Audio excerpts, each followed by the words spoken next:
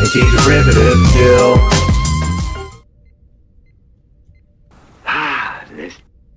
Welcome to Jill's. There she is. There she is. Can I offer you some tea? Good tea. Nice house. Would you make me some of that Plomeek soup? Let's make sure that history never forgets the name. Enterprise. Hello and welcome to Plomeek Teatime number 103. And we're going to discuss today one of the masterpieces of the next generation, which has no right to be one because of, if you look at the production of this thing, well, I guess it does, because it was beautifully produced, but the writing was done really quickly, and so it's really lucky that they ended up making such a great episode, and we get to see the real Rachel Garrett today. Hello, Scotty R37. Thanks for joining me to Thank you for having me. This is the best. I love watching good Star Trek. Yeah, me too. Well, yeah, I'm glad that we got around to talking about Star Trek this week. Yeah, it's about time. Yeah, right. And hello to DJ Knight. I'd like to welcome Franco Walker, who says, please subscribe, hit the bell, share, hit like, and select live chat. Hello to Mark Harkness. Hey. And Swift -1. Tow, tow, tow. Mm-hmm. Delightful. It's good to see you. Some people like Tao a lot better than pie. So it depends if you're a Tao or a pie person. DJ Knight says, oh, military log supplemental. The ghost is in the shuttle bay. Wait, the ghost? Well, no, that's a different episode. Oh, Clone Troopers. That's a different franchise. Oops. Tiger Stripes. Hey, Tiger Stripes. Is that why you picked this particular episode? Because of Rachel Garrett? Yes. Because she was misrepresented and her name was misused horribly.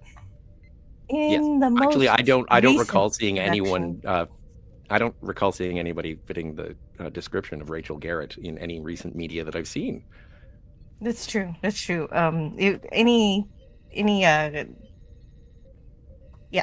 Yeah, it's just a any coincidence. Similarities were coincidences at best. Yeah, exactly. That definitely wasn't Rachel Garrett. She was an imposter. Streambots is running. Wait, what? Oh, okay. Thanks, Stream Elements. I've never seen that message before. Oh yeah. Hey, Gorilla. Keep it down Classic over there. Comics. Franco. You don't have any everyone. reason for us to keep it down? Then I'm not going to keep it down. Yeah. Come on. We've been doing BBC Radio 1 over here. We're NPR voices. I haven't yelled once. I heard that Denise Crosby lost her home in the LA fires. Oh, that's... Oh, yeah, no. I heard that too. Oh, no. I don't know the full story, but that is... I'm sorry for anybody who lived out there and lost their homes. Yeah. No matter if they're rich or poor, it's devastating because you build up so many memories in a house, and it's really terrible. When all else fails, you just want to go home, and when that sort of privilege is taken away, the first little while trying to find a new one is kind of a scramble. True. No Fortress of Solitude. You need one of them. DJ Knight says yes and no because the Enterprise sees behind the wormhole. It isn't. We're going to talk about that in just a second. Damn it! Now the supervisor found my hiding spot. Oh no! Well, I guess you got to. Oh man, Gorilla, don't lose your job over us. You can watch later on the replay. Oh, that's just Gorilla's little joke. It's funny every time, right? There he goes again. Yeah, it is. It is. I know he's okay. And so, I actually, for some reason, I just want to jump right into this episode since we always have limited time here. So we're going to do that. Well, when did it first air, Jill? Tell us a little background about this awesomeness. It first aired on February 19th, 1990, and it's a story by. This is one of those times where you actually get where you actually get a story that was generated and submitted as a spec script through the open submissions policy, which is a thing they used to do on Star Trek. And it is by Trent Christopher Ganino, the story by, and Eric A. Stillwell. And the teleplay credits go to, because they had very limited time to write this episode, Ira Stephen Bear, Richard Manning, Hans Beimler, and Ronald D. Moore left off of the writing credits due to guild rules. There are writer guild rules. Michael Piller also polished the script, but he said, I'll leave my name off of it because I know that according to the rules, we can only put 4 of us on here. I think So he that's was very head nice writer and- too at this point. I don't know if he had been Oh. associate producer, but I think he was the head of the writers' room. Well, Really? along with Rick Berman. Usually when you have that many writers, it's a mess. It's a bad thing. But in this case, the writer's room, I don't know. This is a wonderful piece of storytelling, and it gives us a beautiful backstory. Something that happened a while Well, back. Backstory. It's a fascinating tale of because I got an opportunity to watch the episode with the audio commentary with Denise and Mike Okuda and Ira Stephen Bear and Ronald D. Moore, and they were talking about all the iterations that had preceded it with the spec script, and it was going to be it was always going to be the Enterprise C, and it was Richard Garrett at first. It was a dude, captain, and the Enterprise wasn't like the Enterprise D wasn't going to be affected by anything. There was no time slip or altered history, and then there was another thing, and they just had to find a way to be able to get the Enterprise C. Oh, back we're talking in about time. that already. Yeah, well, no, I'm just saying in terms of the if you have more on that, I can hold my horses. Yes, I just thought it was I interesting have that. based on the writers and the storytellers. Yeah, that's absolutely it is. Hold on, let me find where I have that. Anyway, so then it did go through, and many hands, many typewriters, many minds went through the creation of it. Then it changed over to Rachel Garrett, and I think this is the second pass through. Was the introduction of Tasha Yar. Geordi and Riker were supposed to be off of the ship on a shuttlecraft, and then when they come back to the ship, everything is fine, except Tasha's there, and they're like, we don't know what's going on. And then obviously they had to find a way to get the Enterprise C back through the rift. And then I think in what they subsequently ran with is the one that we see, where it was the time goes around, Tasha's there, they have to just be aware of the fact that they're going back. And then the Guinan pretty much explaining why the process has to be done. And that was the most... Oh, yeah, that got added at the end, right? That got added really that was the late. last. From what I understand, yes. Because originally it was going to be like a probe or something that told them that was the thing that helped with the plot.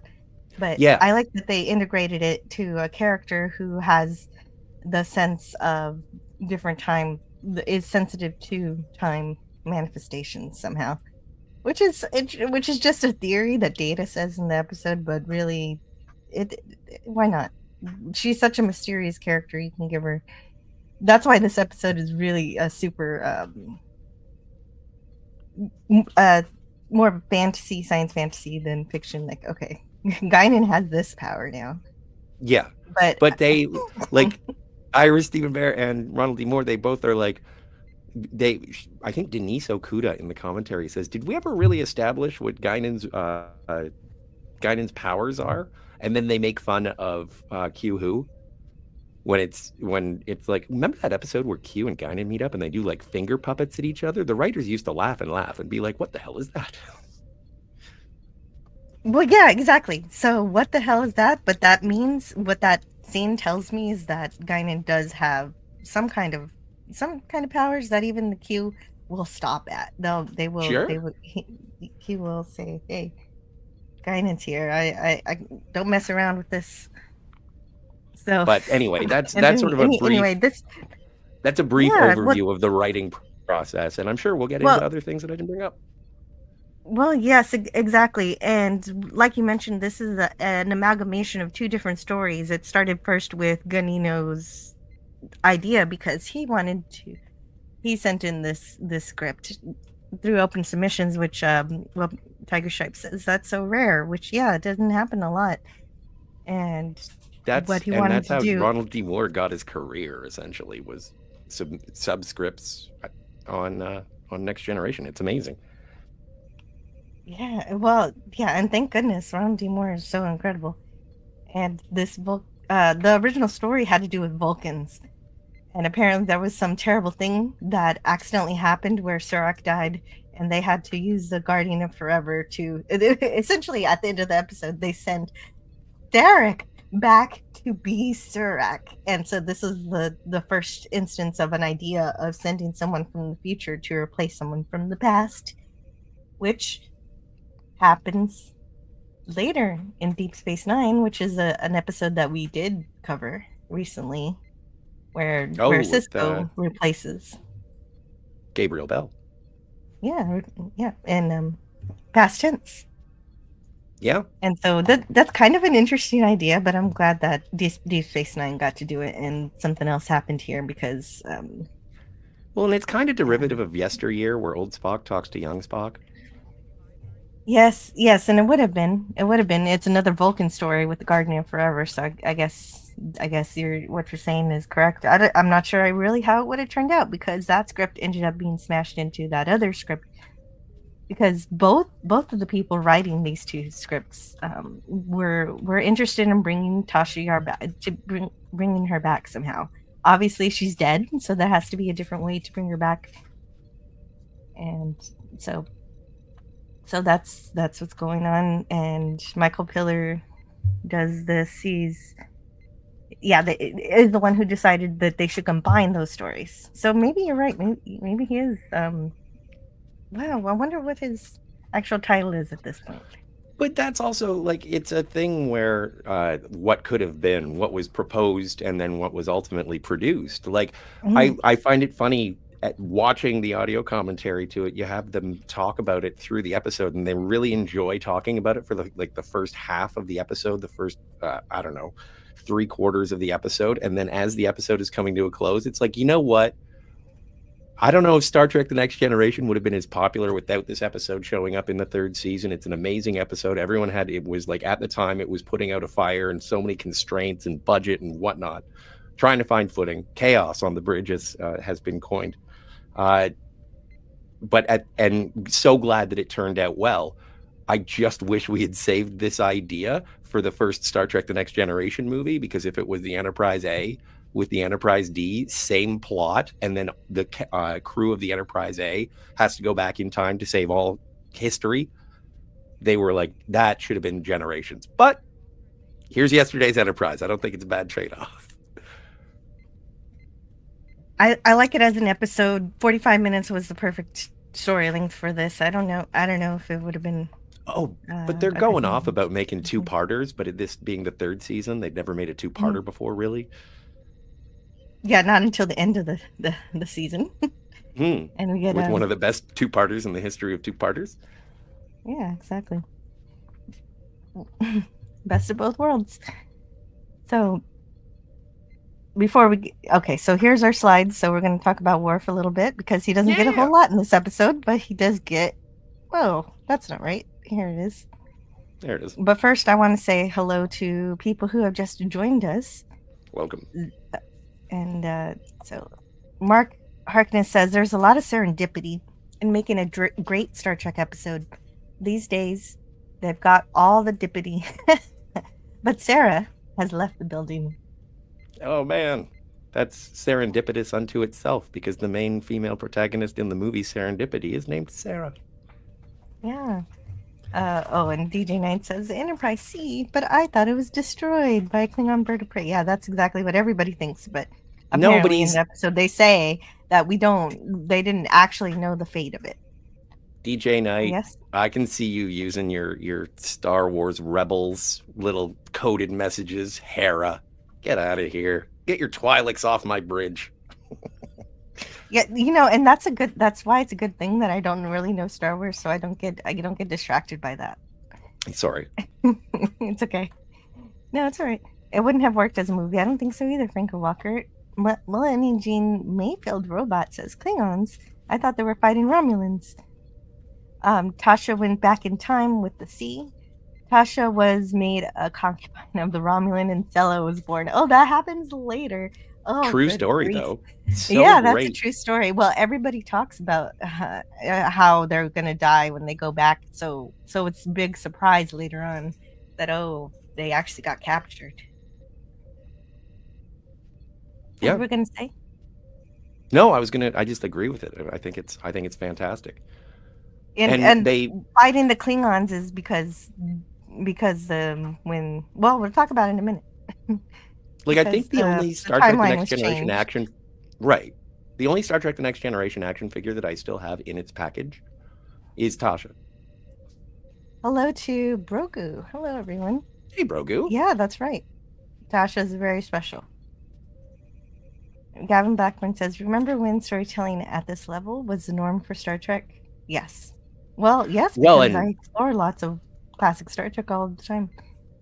See, like, season 3 has a pretty good run. Like, season 3 is good at building us up to the excellence that would come. But like these, what do you get? Like, A Matter of Perspective, which apparently was a terrible episode. That's the one where Riker is accused of Rashomon. And then after that, there's Sins of the Father comes up. The Offspring comes up. Oh, yes. That's my actual favorite episode. Who Watches the Watchers was season 3, right? Yep. So there's a lot of gold in here. This is, and the thing is, and what they say in their storytelling is that they had no idea that there was what was good. They were just doing stuff to try and get it done. It was a matter of just grit to be able to plow through the schedule. They were behind schedule. They were dealing with budgets again. There had been showrunners changed. It was right after the writer's strike. So insanity. Oh no, season 3 is great. We get Geordi's version of Hollow Pursuits, and we get when Q has to become human. It's fun. Oh yeah. Yeah. There's lots of cool stuff. Ryza, Sarah, and Prune Juice. And Prune Juice. So this is important. I didn't get. I'm kind of disappointed that I decided to nap. I had a dental stuff, so I had anesthetics, and so I've been wanting to take lots of naps. Otherwise, I would have got lots of clips for this, but I did get one or two. The one you just saw, and why did I hide it over here? Prune juice. Warrior's drink. Delightful. That's got to be incorporated into the intro. Or you can do what you want. That's right. I'm just a passenger. No, you're right. No, you're absolutely right. Every time I introduce a Worf clip, I feel like it's, that's a staple of my channel. Yep. A warrior's drink. But this is fantastic. I love this because you don't get Worf through the rest of the episode, obviously, because there's a war between the Klingons and the Federation. But I just like that he does have his moment before. Yeah, he does. Although it's this scene is more than the wonderful acting from Michael Jordan and how he plays with Whoopi Goldberg, although it absolutely is that, because you get acting here where they don't even say anything and you can feel it, and then they do say something and it ramps it up. It's just really well done. But what it also does is shows great attention to detail for anyone who pays attention to the scene, because Guinan says try this one, so you know that she's tried to get him to drink earth drinks before, and we learn later from family, so this is something that makes sense later. Like maybe someone says, how come if Worf was raised by humans, how come he hadn't tried prune juice before, or other earth drinks possibly, and it is explained later in family that he was raised by humans, but he never ate human food and always requested to be fed Klingon meals. So I think it's fun. Well, and apparently it's a reference to a Star Trek novel. Is that some, I forget who the writer is, but they had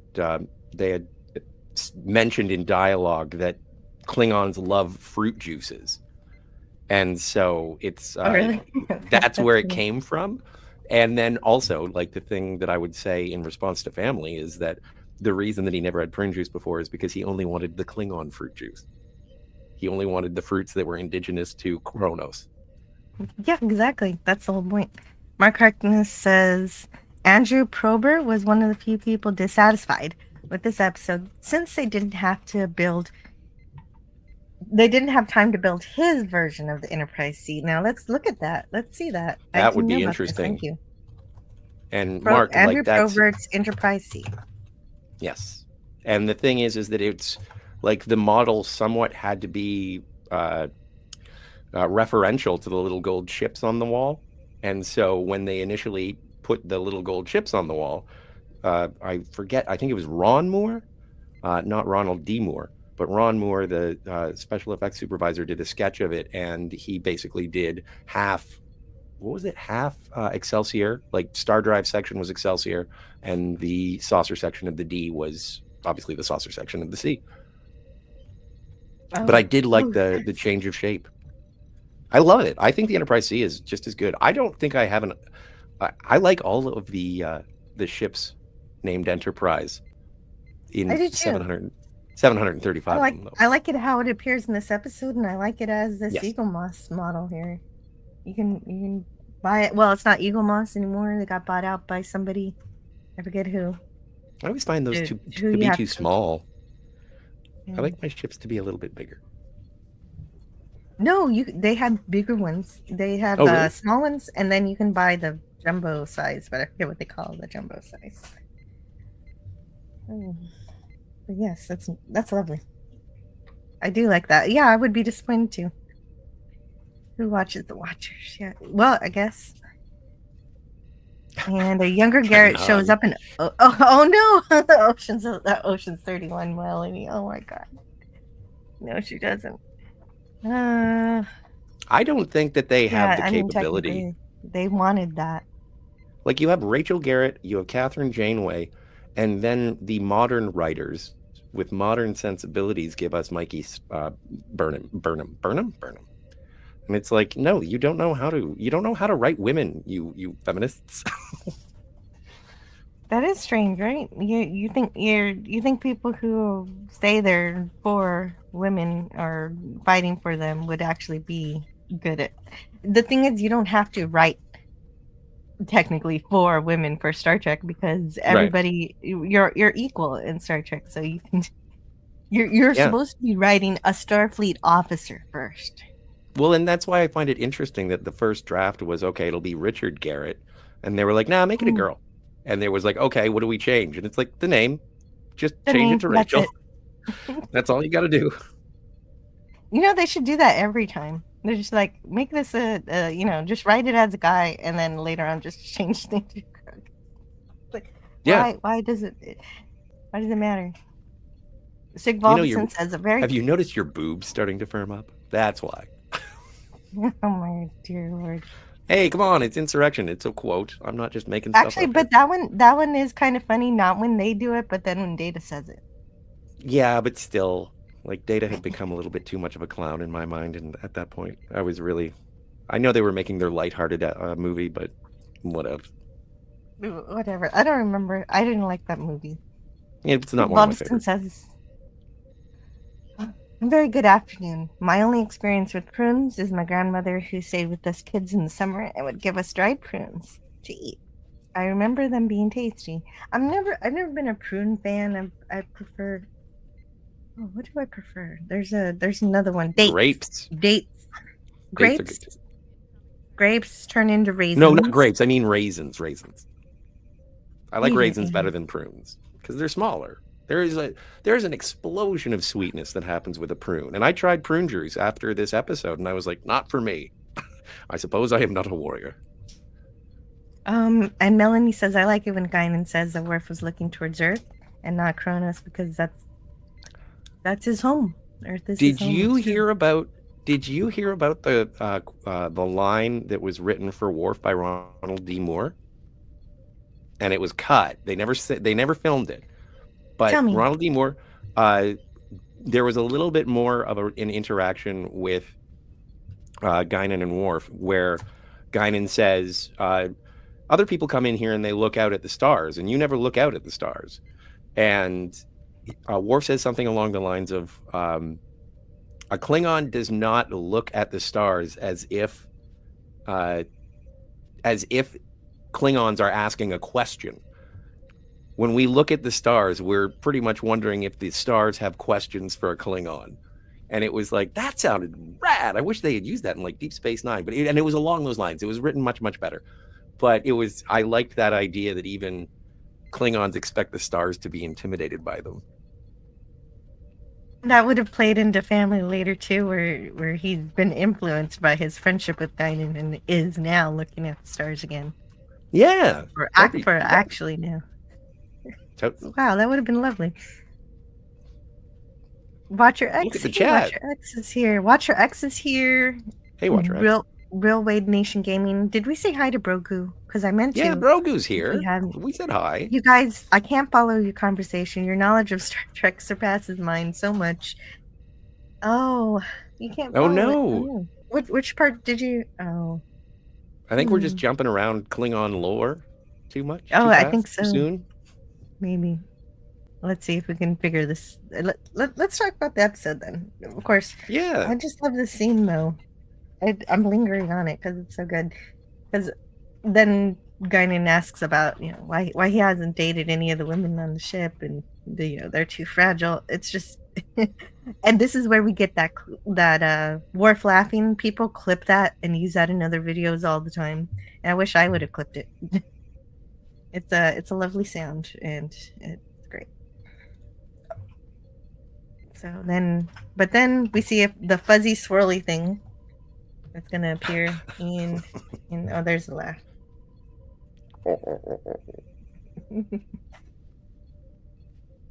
Good. Okay, so let me start this one. And there's that Guinan seems to know what this means. Yeah, she is kind of like, oh no. Oh no, yeah, it's like she'd seen this before. This is something familiar to her somehow. Also, I'd like to say, hey Troy, see you at the end. Oh, because that Troy's is the only moment that Troy is literally her own body double in this episode. In this episode. But in this scene, it's like, where's Troy? Everybody's there, but then the rest of the episode, Troy doesn't have anything to say. She doesn't have anything to say here. And at the end of the episode, spoilers, she doesn't say anything. Well, it would have been interesting to see what they did with the counselor in wartime. Yes. But it would have been interesting to see a lot of different characters in this kind of alternate timeline. But this timeline actually kind of makes some sense. Okay, so they're trying to see if this is a wormhole, but it's not exactly a wormhole. So Data says yes and no. The explanation for this rift is really out there. It's magic. It doesn't. Yeah, it's a magic. That's why I say this episode science fantasy, because this is just our time travel machine. This is our DeLorean. This is the rift in time. The phenomenon doesn't have a definable edge or center. Are you saying it is, and yet it isn't there? I like the attempt they make at trying to explain this thing, but it's all an attempt at making it sound plausible, and I think that the technobabble works well. Yes, it does. It sounds. Sounds nice. Well, and even Kirk does that to Spock in the original series. It's like it is both in existence and in non-existence, and he's like, "I don't want your doublespeak, Spock." And then Spock is like, "No, seriously, I don't know." Well, yes, that, and also the Guardian of Forever. They don't understand the Guardian of Forever either, and he's like, "Yeah, you don't understand me because I, what you know can't match what I know," and so it's just like you don't know enough. I have forgotten more than you will ever learn. Anyway, that's what this thing is, except it doesn't talk to us. They No. do they do a lovely job trying to explain it, but it definitely ends up being more mysterious. And the Enterprise C exits the rift, and it's traveling to the future. So this is our first bit of time travel. We're traveling to the future, and that's fine, because if it were a wormhole, we do theorize that they can send you somewhere else, when else in time. So Well, they do that this in is Voyager still- too. Mhm. It's a micro And in the wormhole, and Orville. so they get to talk to and in the Orville. Nope. It's Oh, a right, the fun micro plot wormhole. device. Look at all the It is. Ericses. I like plot device. Maybe Eric's is the one controlling time. Eric's is my channel's bodyguard. However, yeah. So then, okay. So I'll leave the other time travel stuff for later. Let me bookmark this. So, because the Enterprise C travels through the rift from a time where it was at the Battle of Narendra 3, and it was a very crucial battle because it was the Klingons fighting the Romulans, and having the Enterprise there would have shown the Klingons that, hey, the Federation, they're not too bad. Starfleet's good. But since it enters this rift, it looks more like the Enterprise C has fled battle. How dishonorable. And so the Klingons don't end up, not making peace with the Federation. And that's why we entered this alternate timeline in which we get to see the shift here as a consequence of the Enterprise C entering the future. Right. Now That now everybody's at war with the Klingons. The Klingons are about to conquer the Federation somehow. I do love that transition. I do love that, like, having the brightly lit bridge and the sort of, like, it's not a dissolve, but the way that special effects mashes two shots together, the transition is brilliant. And then just when you're trying to figure out what is going on, they show Tasha, and it's like, oh, what? I have no idea what's going on. I suppose I'll have to sit back and let you tell me a story. Yeah, they did a lot of art design in this episode to make everything look more like a war ship than a ship of peace and science and exploration.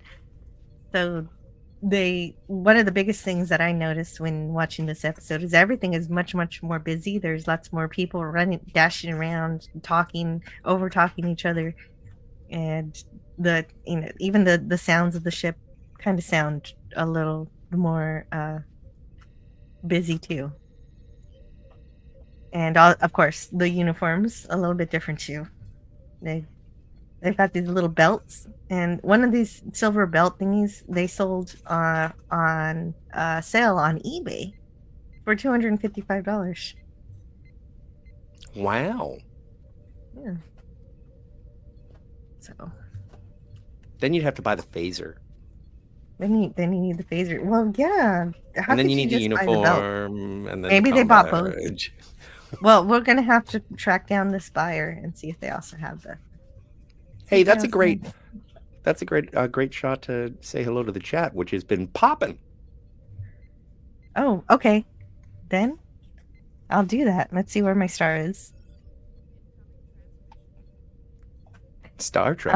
I missed that particular Whoopi before she fell off the rails. Well, yes, that's why I have to watch TNG as a time capsule of these people as they were in the time that I'm watching them, rather than, I don't like projecting how they are in modern times back on how they were in the 90s. I just forget about what's going on now. And some people, I can understand why some people can't do that. There are some things. Yeah. There are some things, if you get offended and you're just like, you know what, I'm not going to support this anymore. I understand that. Remember the guy who slapped Chris Rock? Right.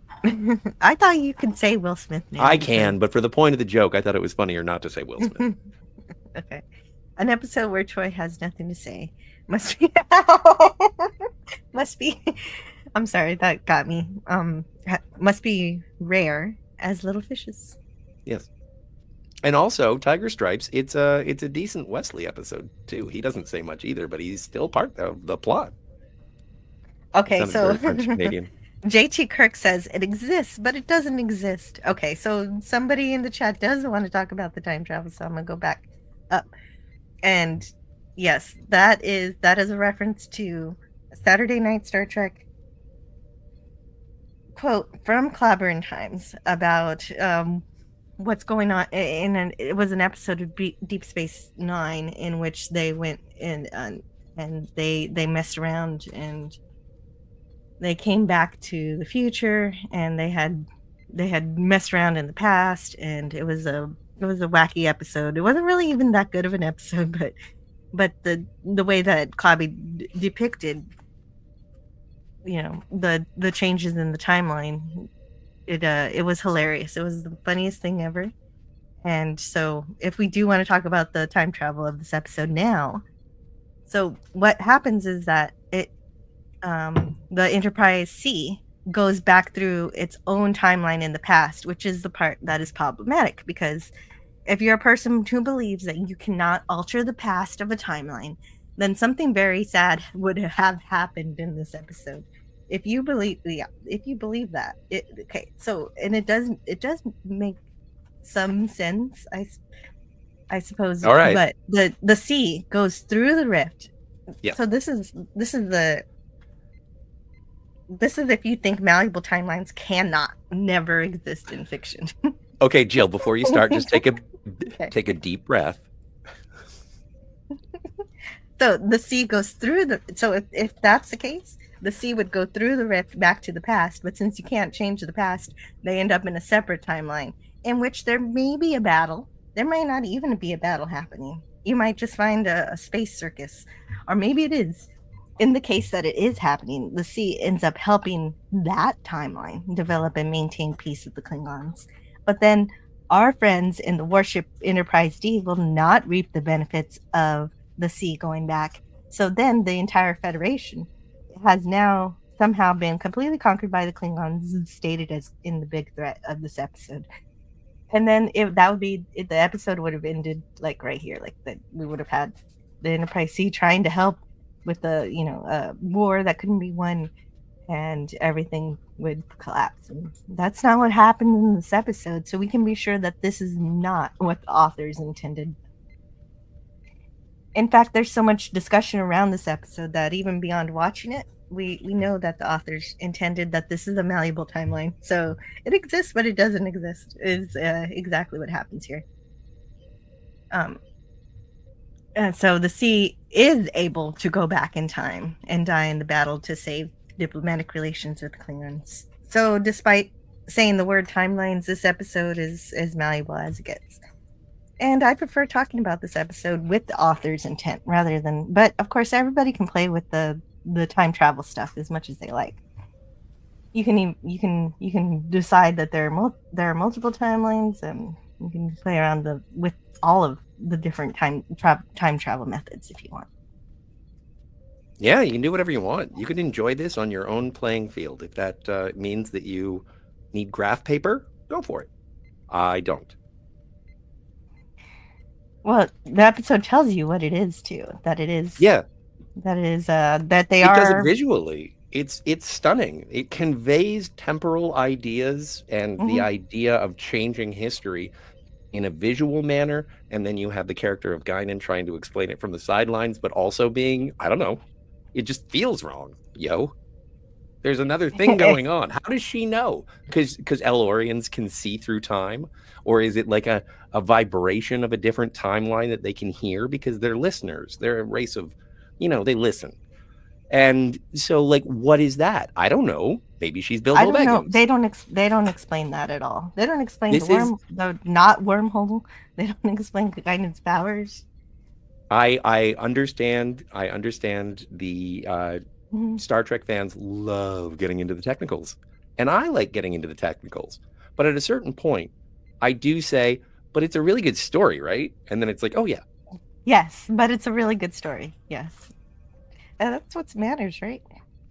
Kirk 130 says, this gives me something to really contemplate. I have always thought if a time traveler stepped on a butterfly around 1994 and nothing has been right since then. Oh, I have always thought a time travel stepped on a butterfly. Oh, right, the butterfly. Well, right. If time travel to the past is possible. Well, yeah, that's the thing. Then just arriving there is going to mess everything up because but if you think of it, if you think of it that way, you can travel to the past. Well, that means that there is an availability of people from the past to travel to your present, because that is, the moment just before your past begins, which would make it so that they can travel to the future. But if that's true, then they shouldn't, then my past is their future, and so there's a rule around that. That's the thing, is that ultimately this just becomes you're talking about the branchy kind of malleable timeline. Well, yeah, exactly. And you have to go back to the exact moment where you left in the first place. I think it's interesting in this episode, they don't show the anomaly in the background between the two Enterprises or anything like that to establish that it's still the same one. It's just like, oh, we're going to go back into the rift now. And it's like, it's been there the whole time. And apparently it had been there the whole time. So it doesn't collapse and reopen. So, sorry. That's true. It's just there. It's just hanging out, I guess. Just waiting for. Well, and there is a time crunch put on it that it is going to collapse and be gone forever. But yes, and so that is the only thing. It just stayed open until that moment. Mark Harkness says, in her brief screen time, Garrett shows us that she deserves to be captain of the Starfleet. That flagship. Absolutely. Agreed. Yeah. And if our TV got that Star Trek channel, I'd be watching every night. Oh, DJ Knight must have a Star Trek channel. Let's see. You're supposed to be dead thanks to the Tar Monster, says Emperor Goodwin. Yeah, but the Enterprise C coming to the future changed the timeline. Okay, so then I think it might have been W's day. Shout out to Ray Bradbury. Nothing against Ray Bradbury. Nothing against Ray Bradbury. If there's a chat that you want to highlight, please do. Oh, it was Melanie saying Sound of Thunder. Oh. The Sound of Thunder by Ray Bradbury. Go back in time, shoot a dinosaur, retrieve the bullets, and don't step on any butterflies. Precisely. It's a field trip. That's funny. Fun you're not saying his name. The guy who slapped Chris Rock. Fuck him. Mm-hmm. That's his name now. Apparently. It is. Emperor Goodwin says, but from reference of replay, people who didn't travel back to the live stream would appear as if we were always here. Oh, well, now we're talking closed loops.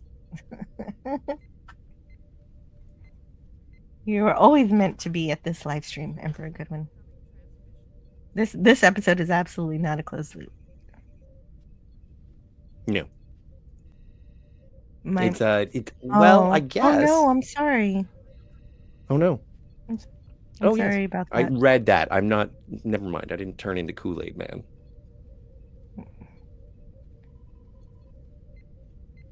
Mark Harkness says, unlikely to have occurred with the Klingons and the Federation on the verge or actually at war. The Romulans would have not attacked Kittimer. Oh, so they would want their two rivals to concentrate on each other. Yeah, it's an interesting thing to try and piece together those battles, because even if this is the Enterprise C and they're attacking Narendra 3, not Kittimer in this timeline, or in this particular instance, it's around the same time though. Yeah, but the thing is that have you every time Romulans have made a strike, they have been cloaked. They show up, they bomb the shit out of something, and then they run away. That's what happened to Kittimer. That's what happened at the outposts during Balance of Terror. Sounds like that's what was going on at Narendra 3.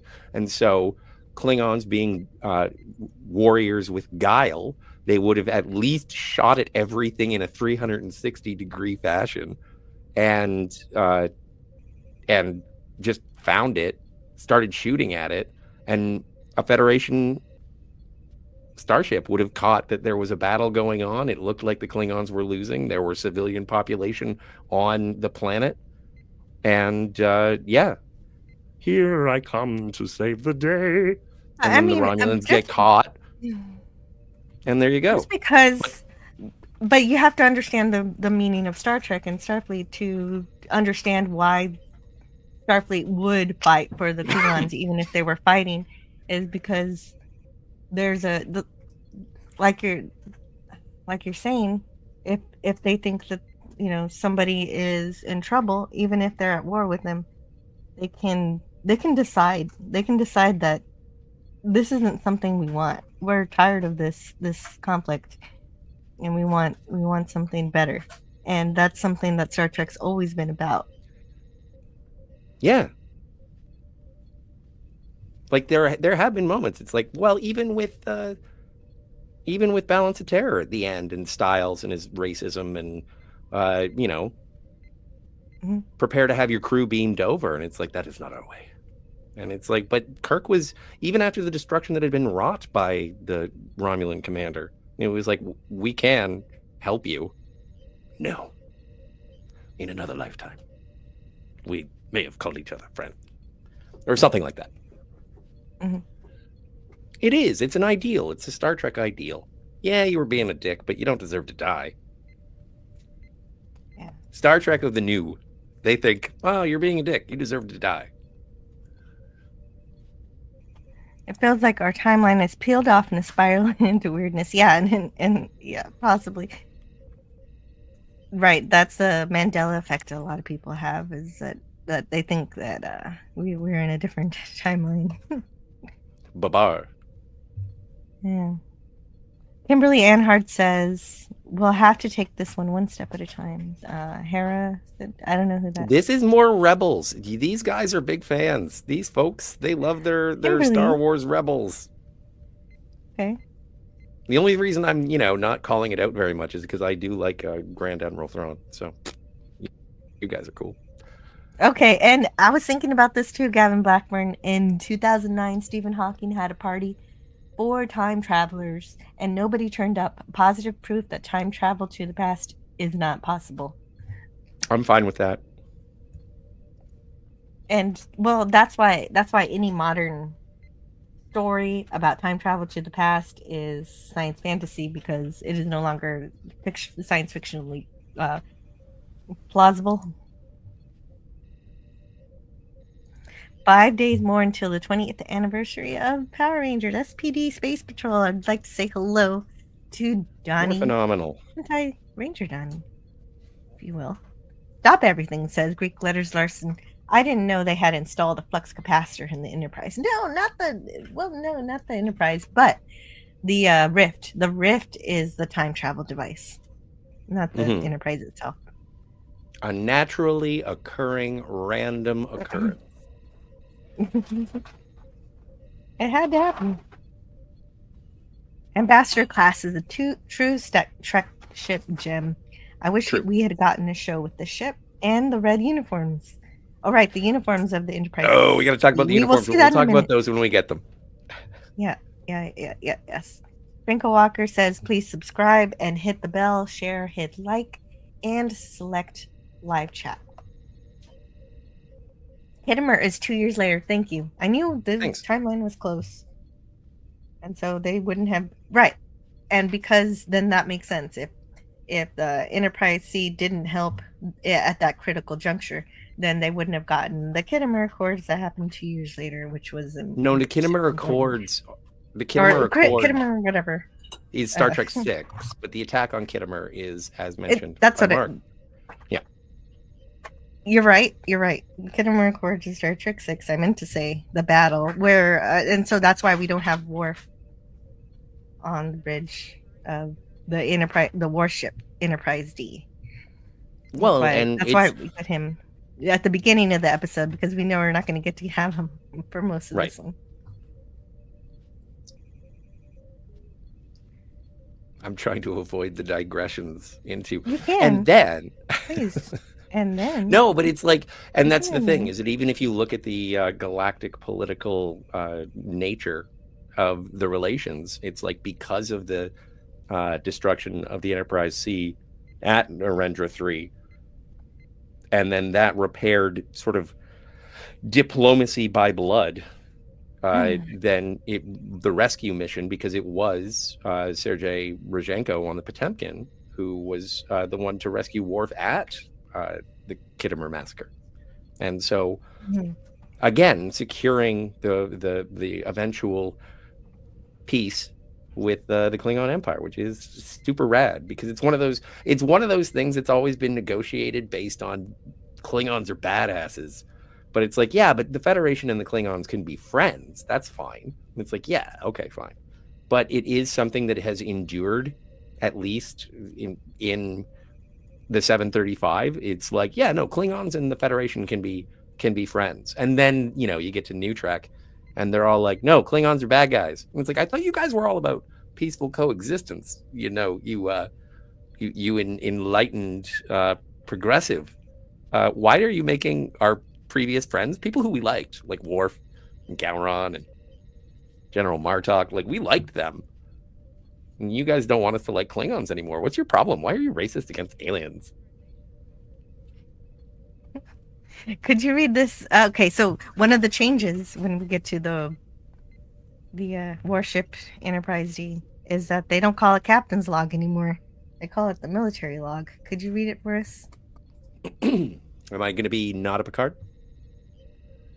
A different Picard? He does sound. No, he but does this talk is a little Picard differently, does say doesn't he? this. Picard says this, but it's Picard from a Yeah, different I know, timeline, but so he's not a what I'm Picard. saying is he talks a little differently.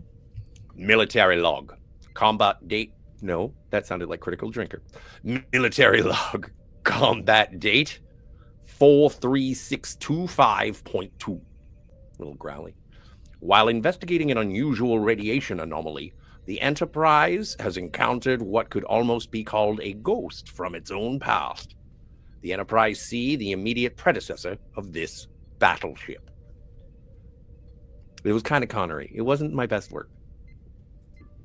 No, it was wonderful. It brought Thank me you. into the episode, which we needed to Sweet. get past the title screen. And Big so shout that out was to perfect. Trisha O'Neill. Oh yes, oh yes. Christopher McDonald. I like him also. Yes, yes. Those are our two big guest stars for this episode. Well, and Whoopi Goldberg. And well, Whoopi Goldberg. She's for me, she's not a guest star. She's a recurring character. Okay. But technically, she's listed as a guest star here. One of the big differences of the ship is that only the captain has a center chair, so everybody else has to stand around. Except for helm and navigation. Helm and Or off navigation. navigation. I mean, what I mean is the captain's chair doesn't have two chairs on either side. Oh, So- right. So Riker can't do his he can't mount it. Ira, Rick, Hans, Ronald. Thank you. Good work. And They also, did. They only had 3 days to write the script for this thing. insane. That's the sound of the man working. This is one of those things where I heard the audio commentary and it was like every day going into work was such a hassle. It was just like fires being put out. We loved what we were doing, but it was a lot of work. And it just reminds me that it doesn't matter what job you have, there's always a day where you want to call in sick. But they stuck it through. They made it happen. They took turns. Exactly. They passed the thing around. You know, usually when that happens, things go to hell. But in this case, it was magic. All hands on deck. That's as magical as this episode, really. And speaking of magic, like- Data tries to explain what this rift is. Possibly the formation of a Kerr loop from superstring material. It would require higher energy interactions occurring in the vicinity for such a structure to be formed. The rift is Makes certainly sense. not stable, Captain. It could collapse at any time. Well, you know, they just took some quantum physics that somebody's working on now and they just said superstring. So I don't know. It doesn't make sense. But also it But plays into the fact that there is a space battle going on, and that's why that intersection of quantum stuff, wibbly-wimey, ended up being sort of activated or ignited. However this anomaly works, it's because there was a bunch of people shooting each other with photon torpedoes and phasers, yo. that's the other theory represented in this episode. Thank you. Yes, that it occurred because of that. I don't know if I buy it, but I'm happy with it. Like you said, it's a good story. It's a great story. And also in terms of and we'll get to the director, but David Carson directed this episode, which quickly became one of the most popular of the Next Generation, obviously. And he really got a lot of credit, and that's why he went on to do like Star Trek Generations, and he did the Emissary, the pilot for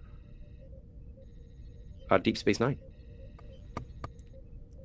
Oh, lovely. That's good. And did he do anything before this episode? I'm sure he did. Like, he probably directed many things. Would you like me to find out? Asked. I will do my best to answer. Give me a sec. Okay. So then we hear Rachel Garrett for the first time. She's asking for help. And at first, Picard is worried about changing the fact that she's from a different timeline and everything. But they, of course, end up deciding to help. And one of the things that's different here is that Picard is referring to Riker as Commander instead of number 1, indicating a difference in their friendship. Well, relationship, I would say. I don't think that they have friends. They don't have friends just because I don't know. I just don't think that they're friends with one another. It is prickly. Like watching the episode. It is. He kind of snaps at him a few times. Yeah. Like not in a bad way, but kind of like disagreements. Usually, like when David Carson Riker... David Carson is from England. He did some Coronation Street. He directed The Return of Sherlock Holmes with Jeremy Brett. He's done L.A. Law, Northern Exposure, Life Goes On, Next Generation, 90210, Doogie Howser, Miami Vice. And then we get to the Star Trek Generations. I guess he made a movie called Strange Luck. I don't know. He did the HBO series From the Earth to the Moon. Oh, okay. He did Generations then first. Yeah. Okay, that's. He did okay. He did Smallville. Mm-hmm. So that's David Carson. David Carson, a very successful director. You don't know his name, but he made a lot of stuff you like. Yeah, no, I really don't. For some reason, I just forget about him. So let's remember him today. Yeah. Well, make sure history always remembers. I don't think he's dead. No, he's not dead. No, he's not dead. But we should still know his name just because he's Rest your alive. soul, David Carson. I'm not dead. Yes, I never said he was dead. You're putting words in my mouth. I'm just saying. No, we should remember David I'm Carson. Just playing. And it is, again, going back to Generations, this is kind of the same setup that you had to a less severe level as the bridge setup in Star Trek Generations. Because you get the panels on the walls and you get the side terminals. Like it is more, it's more like Generations. Anyway. What's this? Well, this is the Bridge of the Sea. Yes.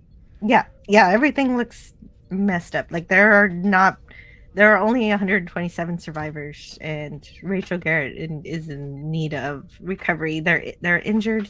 They need to go to the Enterprise D's sick bay, but their uniforms, as Daisy Kirk was mentioning earlier, so of course they look a little bit like the uniforms from the Wrath of Khan, a little bit different. Let's see if we can get there. That's a good one. Hold on, I think I need to step away for just a second. Oh, sure. So this is Trisha O'Neill as okay, I'm okay. Garrett. Okay. Trisha O'Neill is Rachel Garrett. This is a competent, authoritative, focused captain, and I'm incredibly happy that not only this actress but also this character is here. It is one of those sort of cementing of having a chick captain, and I dig it. Yes, and yeah, she's wonderful. But actually, I got ahead of myself wanting to talk about the uniforms because Oh, right. also on the wrecked ship, we also find Lieutenant Castillo, Oh, right. and so they're gonna try to repair the ship, and Guinan makes a very rare entrance on the bridge. This doesn't happen a lot, but she wants to say there's something wrong here. So we're going back to, hey, what are these powers that Elorians really have? I think I facetiously asserted what I think. I think that it's some sort of, I don't know. There should be children on the ship. What? Children on the Enterprise? I thought that was funny. Because Well, a lot in of this- people, you say there shouldn't be children on the ship. Well, yeah, exactly. And this is kind of a weird episode that it does call out a lot of things that certain people do like about the original series as opposed to the Next Generation, and they say, oh, it's too soft, they're kids, it looks like a mall, why is he negotiating all the time? And if you want your hard nose, what you think to be a hard nose original series Star Trek, this is the episode. Like, if there are people who say that they don't like the Next Generation because it's too wishy-washy, I think that they should watch this episode and then branch out from there. Yeah, exactly. And apparently in this timeline, Ranger 3 was just destroyed, and Kara's like, no, we were there. But anyway, that is a good. Michael Piller was a big advocate for the Guinan, not only the Guinan character, but the Guinan Picard relationship, and so that level of trust between the two is, I think something that is really well fleshed out for this episode. Like, I don't think that you can do Times Arrow 1 and 2, where Picard goes back in time to save her, or meet her, or whatever weird temporal Tinder date. And I think that you don't have the building of the relationship without this episode, which is great. Definitely. Well, they've always said that they've had more than. Well, what's the episode where they say what we have is more than friendship? Oh, Best of Both Worlds, because that's her talking to Riker, and I'm willing to let him go. Yeah. Tiger Stripes but is Times leaving. Arrow would be. Before you address Tiger Stripes, because I need you to read her chat first. Times Arrow is actually a really great time travel episode. That one is actually a closed loop, and it would be great to discuss that one sometime. But please read the chat from Tiger Stripes and then respond to it. Okay, I've got to go. Bye. Take good care. Okay, Tiger Stripes. Thanks so much for hanging out with us. I think also, Tiger Stripes also said, no, you cannot appreciate the alternate timeline if you don't know the series to begin with. Yeah, and I have a problem with that because I always, I think when I got my dad into Enterprise, I showed him the Mirror Darkly 1 and 2. I think that's Mirror Darkly 1 and 2. And he liked that, and that made him go back and watch the rest of the show. And he binged it over 3 days or something like that. It was crazy. And actually, no, it was longer than that. But I don't know. There are people who look upon even Berman Trek, and they say it's all wishy-washy. It's all negotiations, and nothing good happens. It's all 90s talk. And then you show them the Hard Edge episode, and they're like, all right, well, if they're willing to go this far, let's give it a go. And they usually like it. So I wouldn't recommend this as your first TNG episode. I think Tiger Stripes is right here. You can't appreciate Well, I'm saying it worked with my dad. You need at least. I suppose. Or not, whatever. I don't care. I wanna ask Pop Culture Curator, but I can't. Yeah, that's true. But we did. We told him about Mirror Darkly. I don't know if we talked about yesterday's Enterprise very much, because the name itself would put him off of it. He'd be like, "Yesterday's Enterprise, better be Kirk." That's not how he sounded. That was a very good bad impression. Better be Kirk. Your dad sounds cool.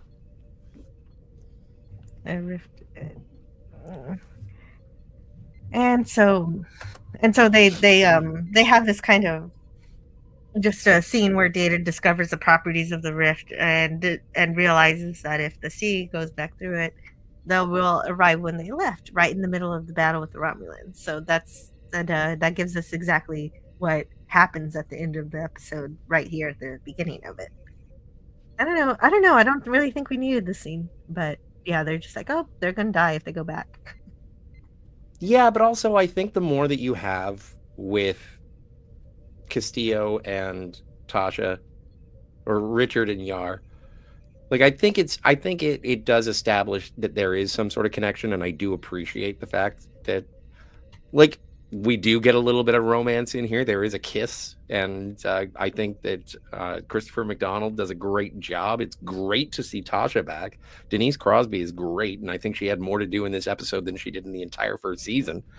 But yeah, It's really well done. I think this is actually this is how you do an effective romance for me in a science fiction show, because they're shown working together on something very important. She's teaching him about a lot of things that he doesn't know yet because he's from a previous time, and it gives us his acting is really good in terms of showing admiration for her and it's really sweet. And I don't dislike this romance sometimes I do dislike when romance is inserted in an episode, but it works here. It's not saccharine. It's mutual respect and like a certain level of vulnerability. Like there is a moment, and I've always questioned this, but I do know it's a bit of a trope, and it does sound like nerds trying to write love. But when he's like, "Oh no, what's your first name, Castillo?" or along those lines, when Tasha finally finds out that Castillo's first name is Richard, and he's like, "Only my mother calls me Richard," and then Tasha says, "Okay, Castillo," and then he goes, "No, I want you to be my mommy." Wait a minute. No, he says, no, I think maybe I'd like it better if you called me Richard. Yeah, no, I know, but just like my mommy. Oh, I didn't. Oh, no. Well, okay. Then there's but a lot. I'm a weirdo, so maybe I'm just taking something that was really sweet and turning it on its ear and being a fucking jerk. That is. No, but I never thought of it that way. That's messed up. It's like, I like it when you call me daddy. It's just weird. That is weird. In my mind. I know. You're welcome. Don't forget to like and subscribe. I'm never gonna not see that now. Where was I? I had to go back up my notes because he got me to skip. I screwed it up. I screwed the whole thing up. No, you didn't. No, but if you take it at face value, I just think it is very sort of, I don't know, Bobbsy twins. No, I like it better when you call me that. And that sounds fine. But once you say no, my mother only calls me. Anyway, fine. But we're not on the bridge of any ship when that occurs. The cutesy conversations don't happen when they're on the bridge. That's 10 forward or whatever the mess hall is. Yeah, so they were in 10 forward. So anyone who's listening to this, that happens in recreational time. So all of the sappy stuff happens when they're not working. Right. That makes sense. Some of the connections do happen on the bridge also, but it's more like we'll do that later because we're busy now. Yeah, don't hit on your coworkers at work is the moral of that story. And so then I have a lot of dialogue in my notes because the episode writes itself. Speaks for itself is what I want to say. Mm-hmm. Tasha says at one point, you may not like the future. It's been a long war. The Federation has lost more than half of Starfleet to the Klingons, and Castillo says we're negotiating a peace treaty when I left, and so that's when he says, when we get a break, you can fill me in on some of them. So that's sort of flirting. That sort of is flirting, but at least it leaves it to one line and they get back to it. Well, you got to ask if you want to go for coffee. Do you want to talk about work outside of work? And it's like that. At least then you can get a sense of things. Again, the way that this is shot with the blues and the darker tones. Again, everybody talks about how dark Generations is, but in terms of lighting and what you can see. But this is beautifully lit. Mm. Also, thank you for the Yakutogram. Yeah, it's darker without being dark. Like, because still colorful. You're watching something, you can still see everything. That's the way it should be. And so we get a Elkhart of the rift, which is, well, if it's there but it's not there, well, apparently they can still map it. So that's good. Well, what is, I don't even know. I'm going to sound like an idiot if I say, is that fractal? No, it's not fractal. That's something completely different. I feel like Troy on the bridge during Disaster. It's like, oh, like a quantum singularity. It's like, no, that's completely different, you idiot. This is a quantum fissure. And yeah. So Crusher tries to get this one. The scene is very big to Rachel Garrett's character.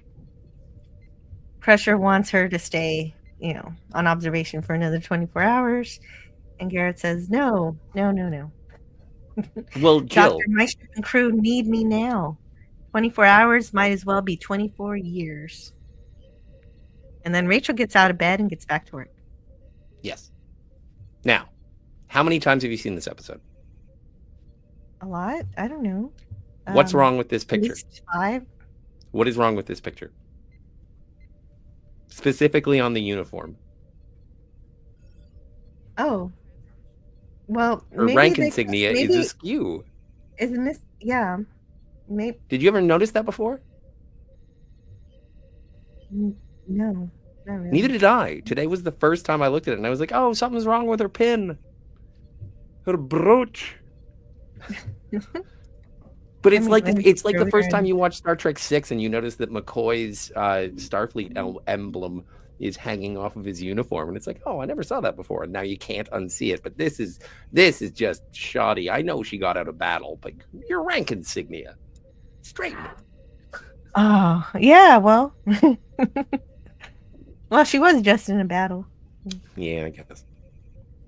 Mark Rest Harkness of the episode, she is 90-degree angles. It's perfect. Right. This show, she fixes it. Yep. Mark Harkness says it's just fascinating that Worf could have been commanding that scout ship that fires on the Enterprise. See, that's true. That's possible. Fortunately, we don't see that. Oh, that would have been interesting to put.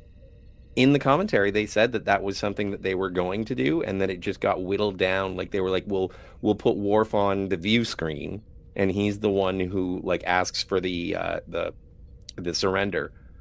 And then they were like, well, we can't build a Klingon bridge set right now.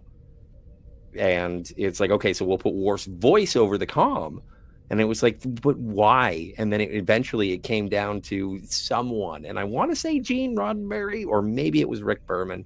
And they were just like, no, Worf would not be the commander of a bird of prey at this time.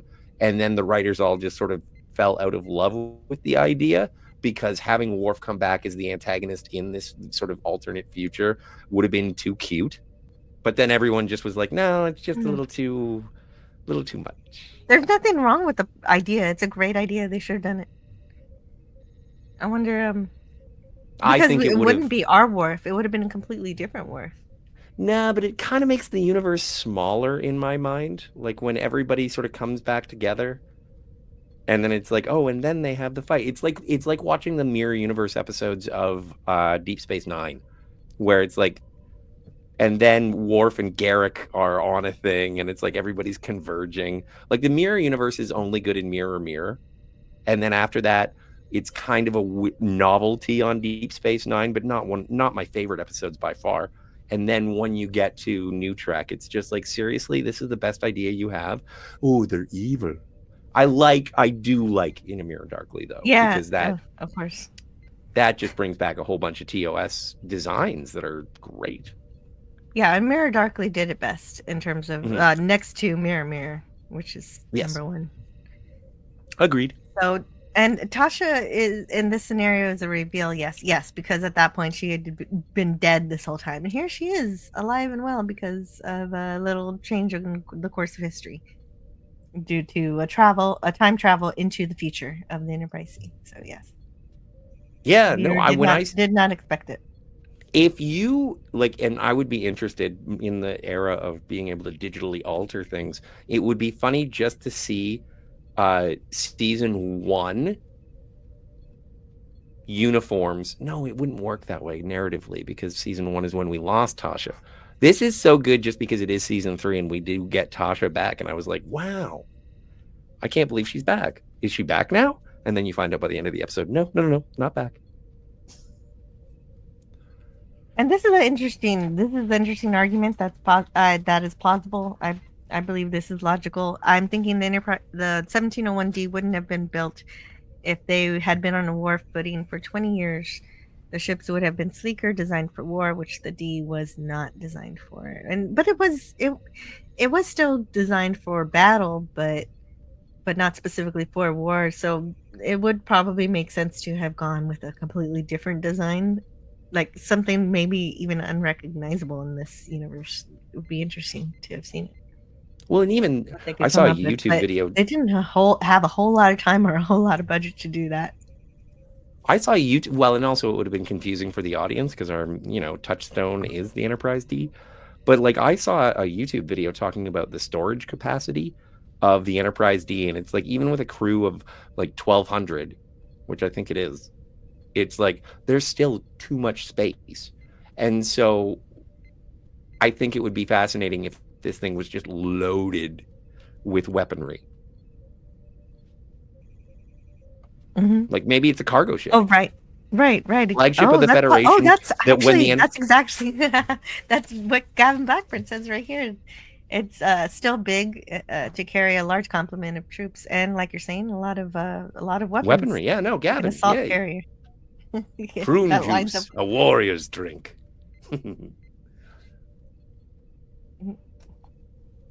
You could argue the whole design would have already been on the books, maybe started at Utopia Planitia, but they would have modified the loadout for combat. Oh, that's a good idea too. That explains why it looks the way it looks. I like that. It's so funny. For years, I conflated Christopher McDonald with William Atherton. Even now, I can barely tell them apart. That's insane, because Christopher McDonald is so much, I think, more charming, cooler than William Atherton, although William Atherton is amazing. For those who don't know, William Atherton played the reporter in Die Hard. He was Gregory Peck in Ghostbusters 1, and I think he was in the new Frozen Empire. But yeah, no, I absolutely.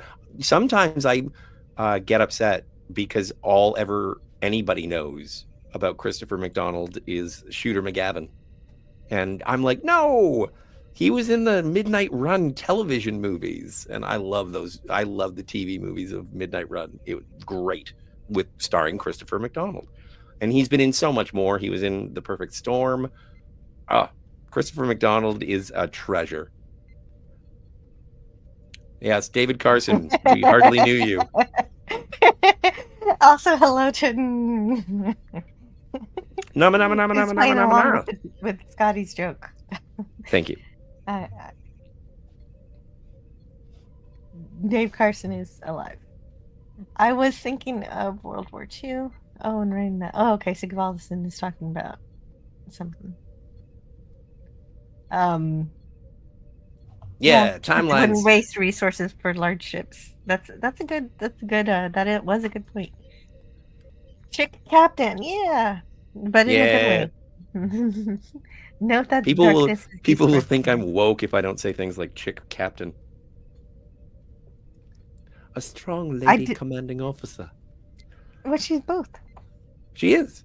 Totally. Sig Walderson Synonymous. says, I did love the Rathacon uniforms. Heard Roddenberry didn't like them due to them looking more military. Not 100% on that and should look it up. No, you're right. That's I think I've heard that too. Garrett shows good leadership qualities when she told to blow when she told Quasi to blow the garbage out of the carbo bay. Which that ripped off cookie Trials and Squid Tribulations Game in terms of getting the exorcist tribble that was dog. going to be exploding. Like it's all derivative of everything else. It's just a bad sticker book. It is, but it's bad because nobody thought about. There was no like, oh, we got to calculate the trajectory so that we make sure that it gets on this thing. It just Whatever. magically goes wherever it's supposed to go. The story of Section 31 is about as engaging as one of those tray mats that has a maze in it, and that is the story of Section 31. It is a fetch quest. It is a video game, and in the worst possible way. There are no twists. There are no turns. Everything is telegraphed. It is an hour and a half of sitting there watching a strobe light, and if there are people who like it, may God have mercy on your soul. Yeah, basically, that's perfectly explained. I don't have to add anything to that because you're just waiting for the next reveal because nothing's really happening until then. And that this is where he can't figure out the buttons, but yeah, you can figure out those buttons. We talked about this on Tuesday or Wednesday. Yeah, Section 31 makes me want to watch season 2 of Picard. Yeah, that's how bad it is. Yeah. But Picard wouldn't have had that relationship with Guinan. They wouldn't have had their little fun times on the holodecks during the war, says Emperor. But they had friendship before the Enterprise D, didn't before they? 20 years That's prior. the indication. Yes. Yeah. Well, and also, even if you wanted to, in certain, like if you wanted to create a headcanon, and maybe there's a novel or something, but like she could have been a refugee. Like how the hell? That's interesting because if you say Guinan shouldn't be there, which I can accept and absolutely field as a possibility, then neither should Data. Because when did Data get discovered on Omicron Theta something? With the crystalline he's entity. over 20 years old or something, I think. Is he over 20 years old? So this wouldn't have affected his. So. But no. The Enterprise D is is younger than 20 years. Like it all falls apart if you start trying to put these puzzle pieces together. But it doesn't matter because it's a good story. It possibly does, but I can't say definitively yet that it has. Where Are You is great first TNG episode. Where Are You? Oh, I thought that was Pen okay. Pals. Oh, I'm being helped apparently in the chat. Oh, thanks, DJ. Oh, it started. Oh, okay. I'm reading the chat, so don't mind me. I'm trying to see where we are here. Oh, hey, Tangera Celaro. Yeah. Seattle. It was a big departure for Lieutenant McGavin. He's always cast as a D-bag, but dude has range. He makes you think that character so He fast. makes you like that character so fast. Character so fast. It's crazy. It is. And this was my first experience with Christopher McDonald, and ever since then, I've just always been happy when he shows up. And you're right, he does get to be more of a foil than a hero. But when he shows up as a hero, I dig it. Yeah.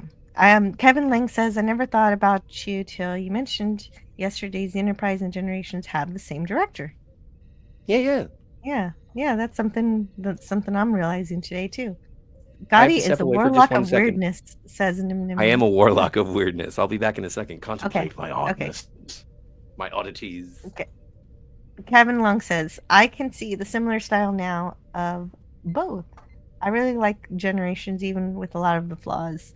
Oh, I really don't, but I appreciate you. I have a quote on my wall that comes from the movie. The Picard quote about time. Oh, right, at the end of the movie. And that is at the end here of the movie. Someone once told me that time is a predator that stalks all our lives. I rather believe that time is a companion who goes with us on the journey and reminds us to cherish every moment because they'll never come again. What we leave behind is not as important as how we live. Is that the line? Maybe it's a different one.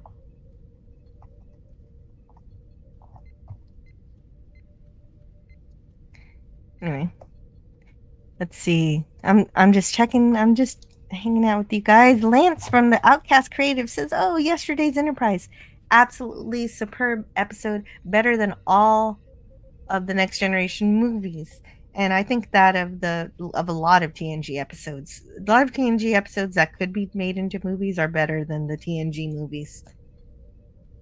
And Tagada says, "Oh, it's not just him. That's a real common criticism. I think it's a weird take personally." And so let's see here. "I need to rewatch this episode," says Melanie.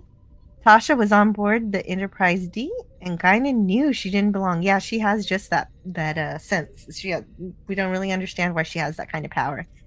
Scotty says, "I'm sorry, that's not true. The 1701D was barely big enough to stow Stewart's ego." Gigi Kirk. That's hilarious. "The man who had no dick," says Greek Letters Larson. I don't know why I read that, but I read that for you, Greek Letters. So hope you appreciate it. Guinan was the only one who was aware that they were in an alternate timeline. Yes, that's right. There's another YouTube creator that has a discussion that in a few editions fixes Section 31, and it's quite brilliant. A few additions and a few fixes. Oh my goodness gracious, they would need a complete overhaul. Oh no, if you actually want to fix that shit, that is a mountainous feat, and I don't think it can be fixed with just a few fixes. It would need like several hundred fixes at least. I think the part that folks sleep on in this episode is Guinan's role. And oh no, my phone is ringing. Hold on just a moment. I can't go away because Scotty isn't here, so I'll have to call back. Let me just tell the person that I'm going to call them back.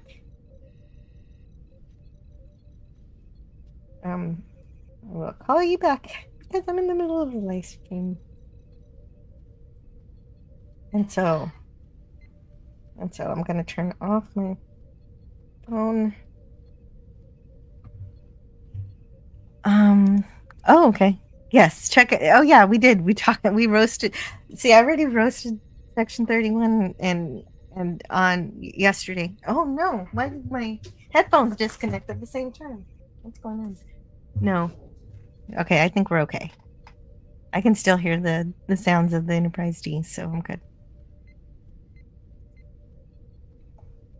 And Tangera says it kind of establishes that Guinan is actually only partially affected by time, which also tracks with the being an antithesis to Q. And so the fact that she has some kind of Q-like powers definitely tracks. I think I agree with you. But, not full Q powers or anything, but something that makes a Q stop in his tracks and say, "Oh, that's an Olorian." And hey, hello. I'd like to say hello to Penny. Hey, Penny. And Enterprise D, as old as me and Scotty. No one is immune from my golden rod. Whoa, we have a special guest in the chat. Z3PO. Hey! Time is the fire in which we all burn, or so it was said in Poopy Star Trek Generations. Don't you say poopy. It is a little poopy. I like the smell of it. Well, there are some people who like that kind of smell. Look on the plus side, it's better than Section 31. Star Trek Generations is better than Section 31, but Section 31 doesn't even qualify as Star Trek. It's a television special. It's got a Star Trek label on it, but that's about it as far as it Yeah. goes. Time is a fire in which we burn, but school is the time in which we learn. There's a whole poem that goes along with that. Tricobalt Penny. device would fix section 3.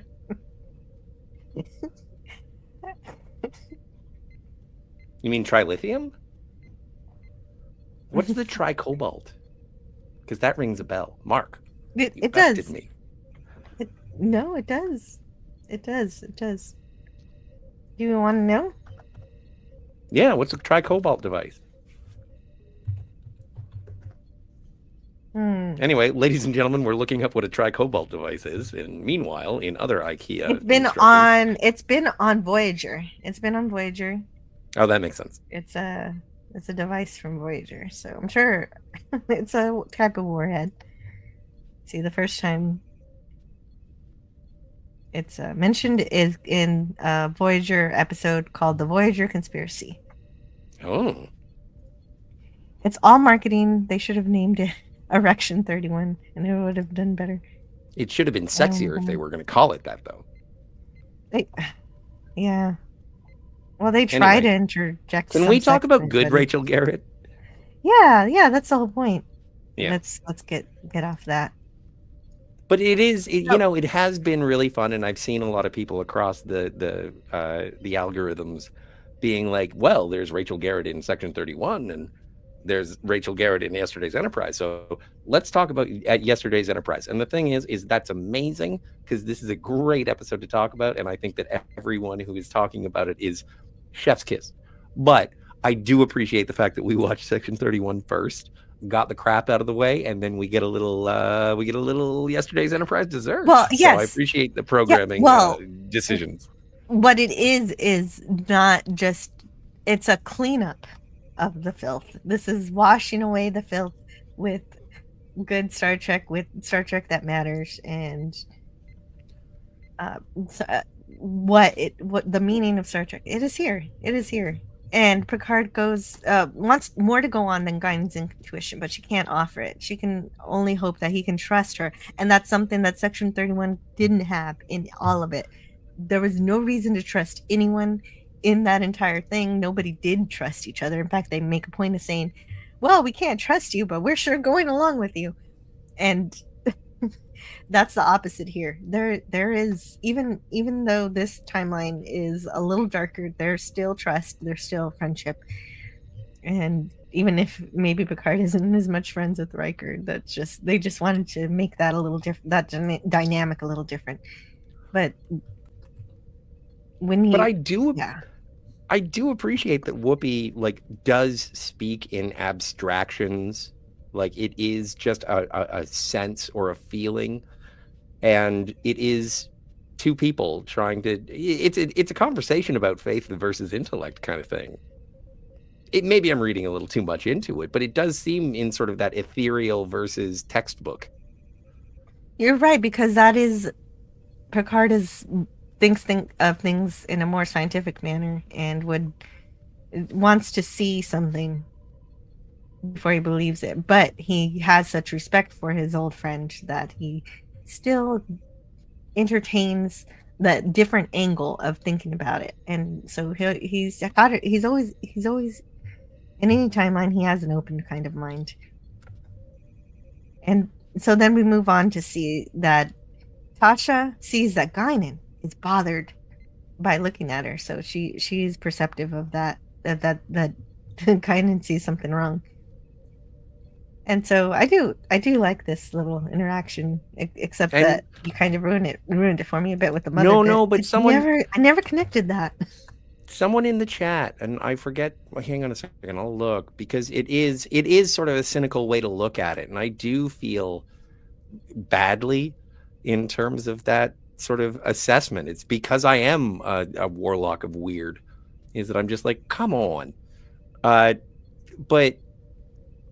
there is a certain level of openness, and it does show a certain level of what do you call it?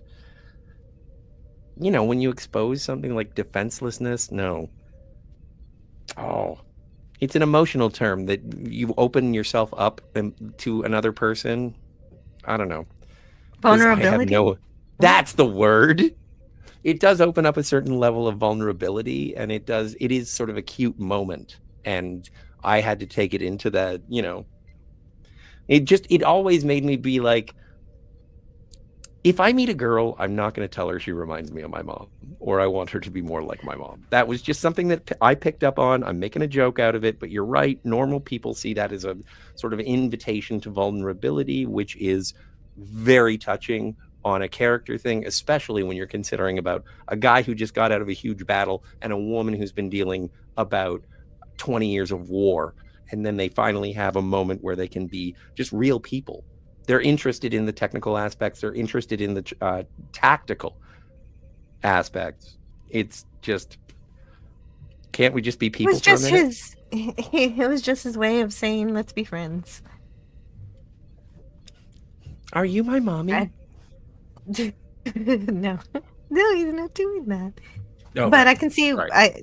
I guess it is a good idea to not mention that and then say, "Oh, I want you to do this thing that my mom did." That is weird. That is totally weird. You're not wrong. Okay. But then we have that meeting. They have their staff meeting because even though it's a different timeline, altered, they still have to have their meetings and to discuss what to do about this Enterprise C. And it concludes with a quote from Picard that I would like you to read. Ooh. I'm going to do my best Sean Connery. There are many things about her species that we can't easily explain. Sorry. Let's try one more time. There are many things about her species that we can't easily explain, yet it is very possible she is correct. A ship from the past has traveled through time. How can we know what effect those events will have on the present? Indeed, we shall never know for certain if Guinan is correct. But I have decided the consequences of that possibility are too grave to ignore. Dismissed.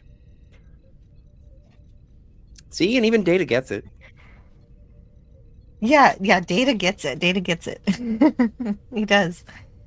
So what does he say? He says, what is interesting here is in this staff meeting, and I noticed it was like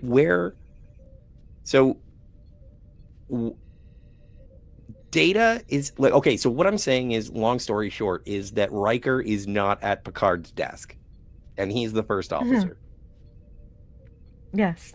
And well, it's just in fact, that's weird. Riker is saying things, and Picard is like, Riker says, "Sir, if you'd like my opinion," Picard, I think I'm aware of your opinion, Commander.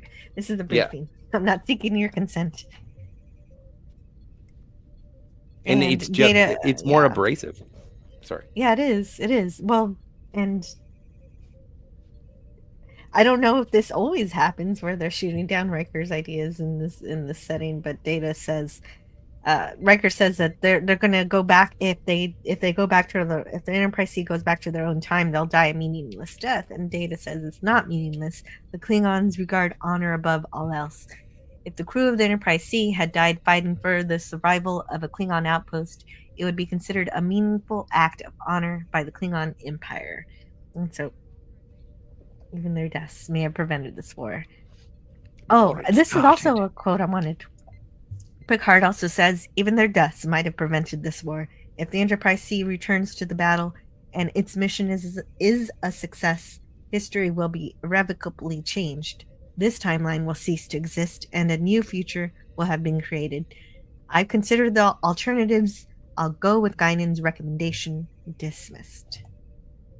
And so that basically lays it out for everyone watching the episode what exactly is going to happen.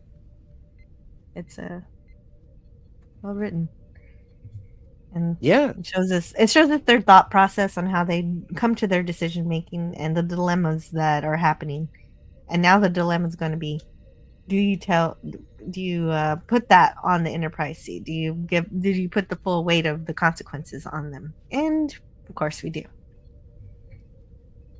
Well, then and it is it is exposition that is like, we don't even know if we're dead or alive. And that is the first instance now that we get sort of the reaction from Tasha, where she's like sort of questioning, and why has Guinan been looking at me the way that she's looking at me? And we're taking Guinan's advice, so maybe I should go talk to Guinan.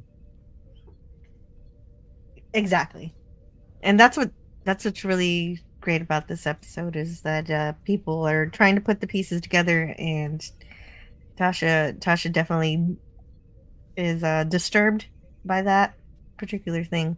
But then, of course, we'll get that scene later where Guinan tells her, "Well, yeah, you're not supposed to be here. You should have been dead." But here, Thanks for the Valentine. No. he did, yeah, right, exactly. And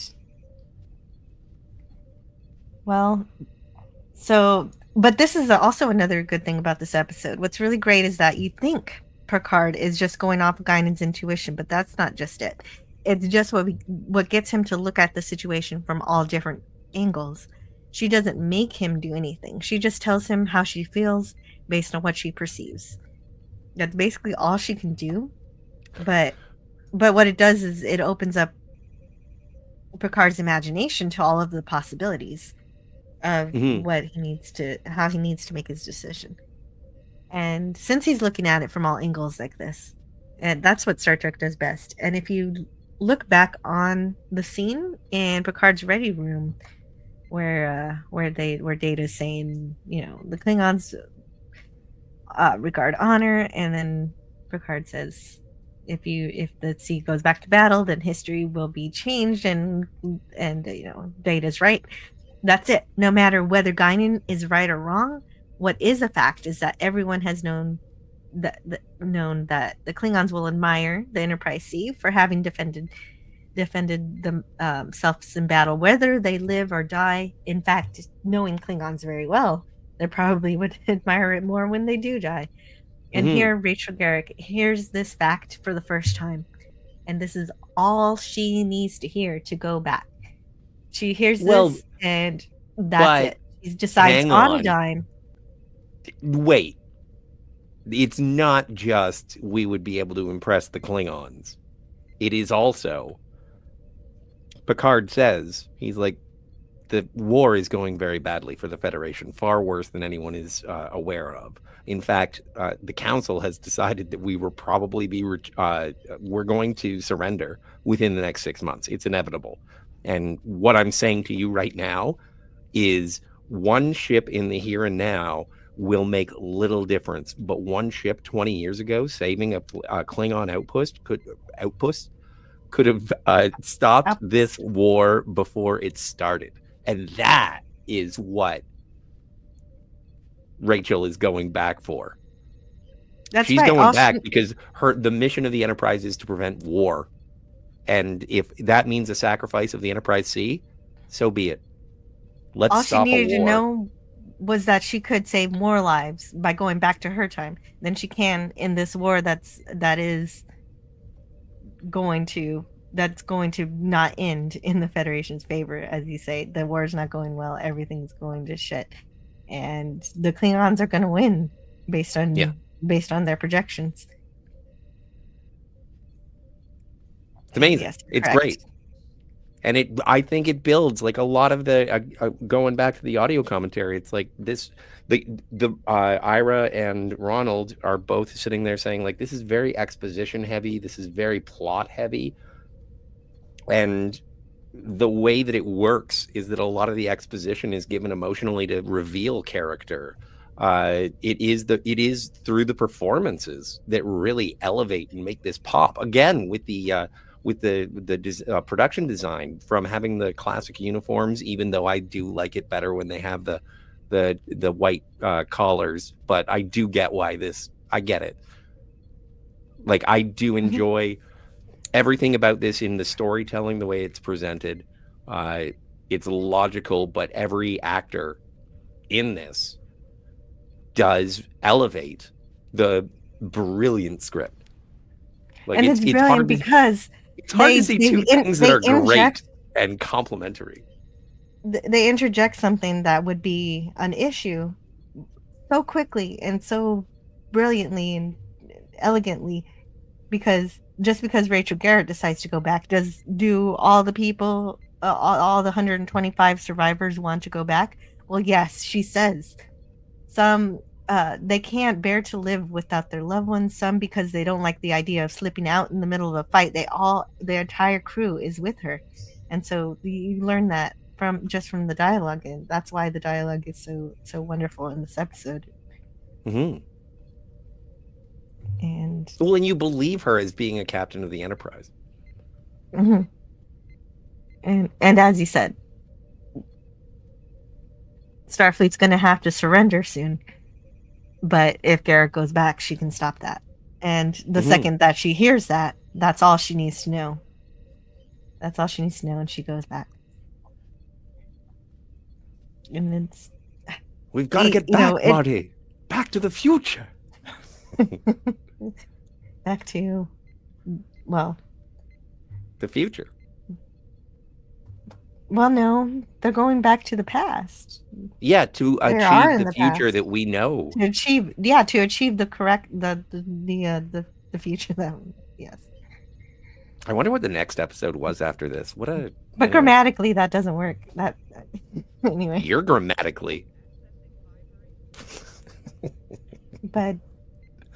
But yes, we are malleable here, so we are going back to fix what should have happened. Whatever they do tomorrow is going to be the future. There can't be a future without tomorrow. Mm-hmm. I'm glad we're in agreement. And excellent. So Tasha tells Castillo good luck, and Tasha starts saying, your ship has more maneuverability than the Romulan counterparts of that era. Actually, if you just isolate... Oh, wait. And then she realizes she's saying too much. And Castillo says, look out for me when I'm in my 50s. Hey, you never know. And in case Which he is survives. It's so fascinating because we know, and that's the thing. They are absolutely going to their own deaths. Even if this is successful, they're doomed, yes. Yeah, they're doomed. And I mean they, as in Castillo and Tasha. Tasha is doomed. Yeah, even with what happens later, that's still not a good future for her. If she stays on the Enterprise and Castillo goes back and then the ship is blown up, then Tasha is just blinked out of existence again. Right, because she had but died at already. Least here. The car monster killed her. Armis. Yeah. Armis. Tasha so Von then Doom. we get into the main action leading up to the climax of this episode, and the Klingons arrive. Well, we're getting close. We're getting close anyway. We're getting closer, yes. The March of Time. Arrive, and the Enterprise C helps out with the Enterprise D, but unfortunately the shrapnel kills Rachel Garrett. Yes. And now I would like to say hear a ton about this death, even though we have hardly known her. Well, but she makes an impact just based on her character, and I like Rachel Garrett. But the thing is, and it's funny because Denise Okuda in the audio commentary says, "Why are there rocks on the Enterprise bridge?" Every time that there are rocks exploding, she's excited about the fact that there are rocks in every computer console. All right. Well, because every time a console shrapnel it flies looks like around. rocks. I'm sure they're not really supposed to be rocks. Are they? No, they're not really supposed to be rocks. It's just supposed to look like debris, but yeah, if you make shrapnel, it's all going to be flat, right? Well, it is flat right here. Well, in her head, not on the floor. Pretty flat to me. Looks like an avalanche on the floor. Like a rock slide. That'd be interesting to know what they really used for shrapnel in that scene.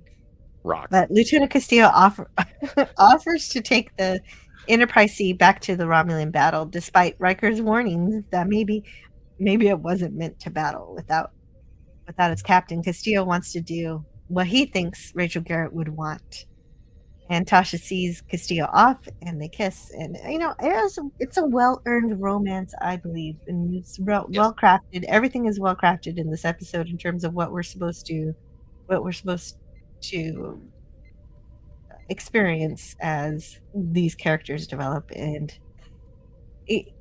given the short amount of time that we are with them, I care about both Castillo and Rachel Garrett. Yes. And yes, we weren't meant to know each other at all, says Guinan. So she learns based on Guinan's intuition in the other timeline. She died a pointless, meaningless death. We weren't meant to know each other at all. And you died. I do know it was an empty death, a death without purpose. So, of course, then we have Tasha asking Picard for a transfer to the Enterprise C.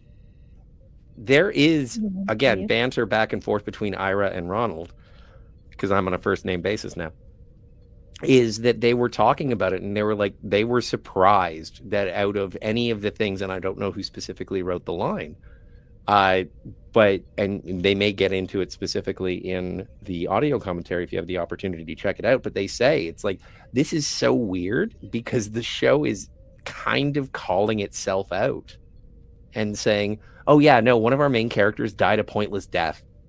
And it's like, really? We're leaving that in? You're okay with that? Maybe that would have been a fight coming from Denise Crosby. It is true, but it's also, it is a continuing show that is criticizing its own narrative choices, if you will, from a character perspective, which I think is fascinating and also enriches the lore of the show, not only because of the Enterprise C and all that jazz, but also because, like, don't you guys miss me? And when it's Tasha and she's doing such a great job in this episode, and it's like, yeah, I do. And that's why the tag at the end of this episode is so, I don't know, heartwarming for me. And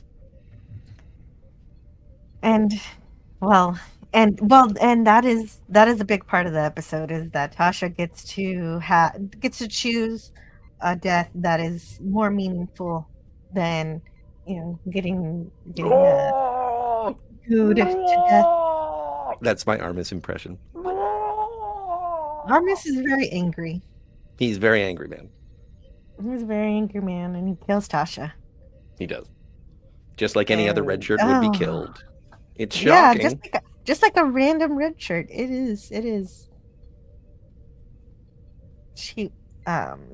And so she gets permission to leave to the seed for to help them with their tactical skills and to fight the Romulans, and that'll benefit them. Mm-hmm. And even knowing that the Enterprise C will probably fail, and so that's great. At least with someone at tactical, they will have a chance to defend themselves well. It may be a matter of seconds or minutes, but those could be the minutes that change history. Guinan says, I died a senseless death in the other timeline. I didn't like the sound of that, Captain.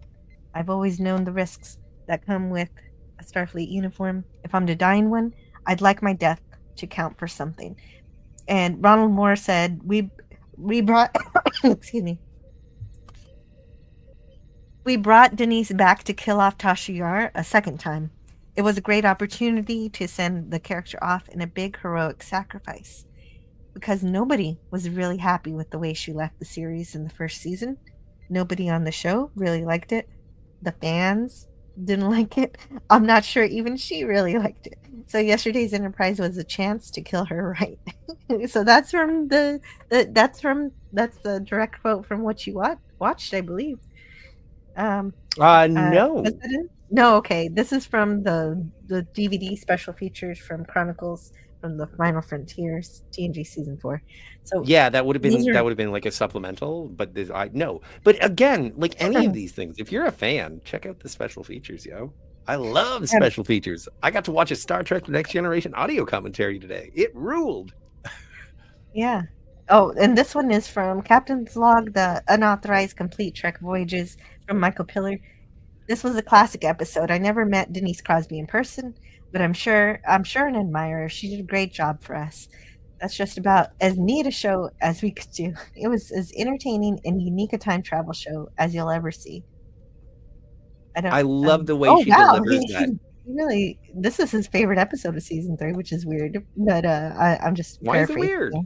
Oh, because you like The Offspring. Yeah, The Offspring is the best episode in season 3, obviously. Yeah.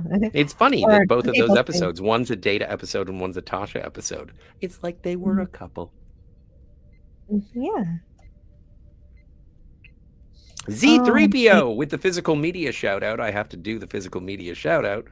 Sure. Says, I've owned this episode on VHS, Laserdisc, and DVD. I assume also Blu-ray, sir. I assume also Blu-ray. Yeah, he has it on every media possible. That's awesome. That is rad.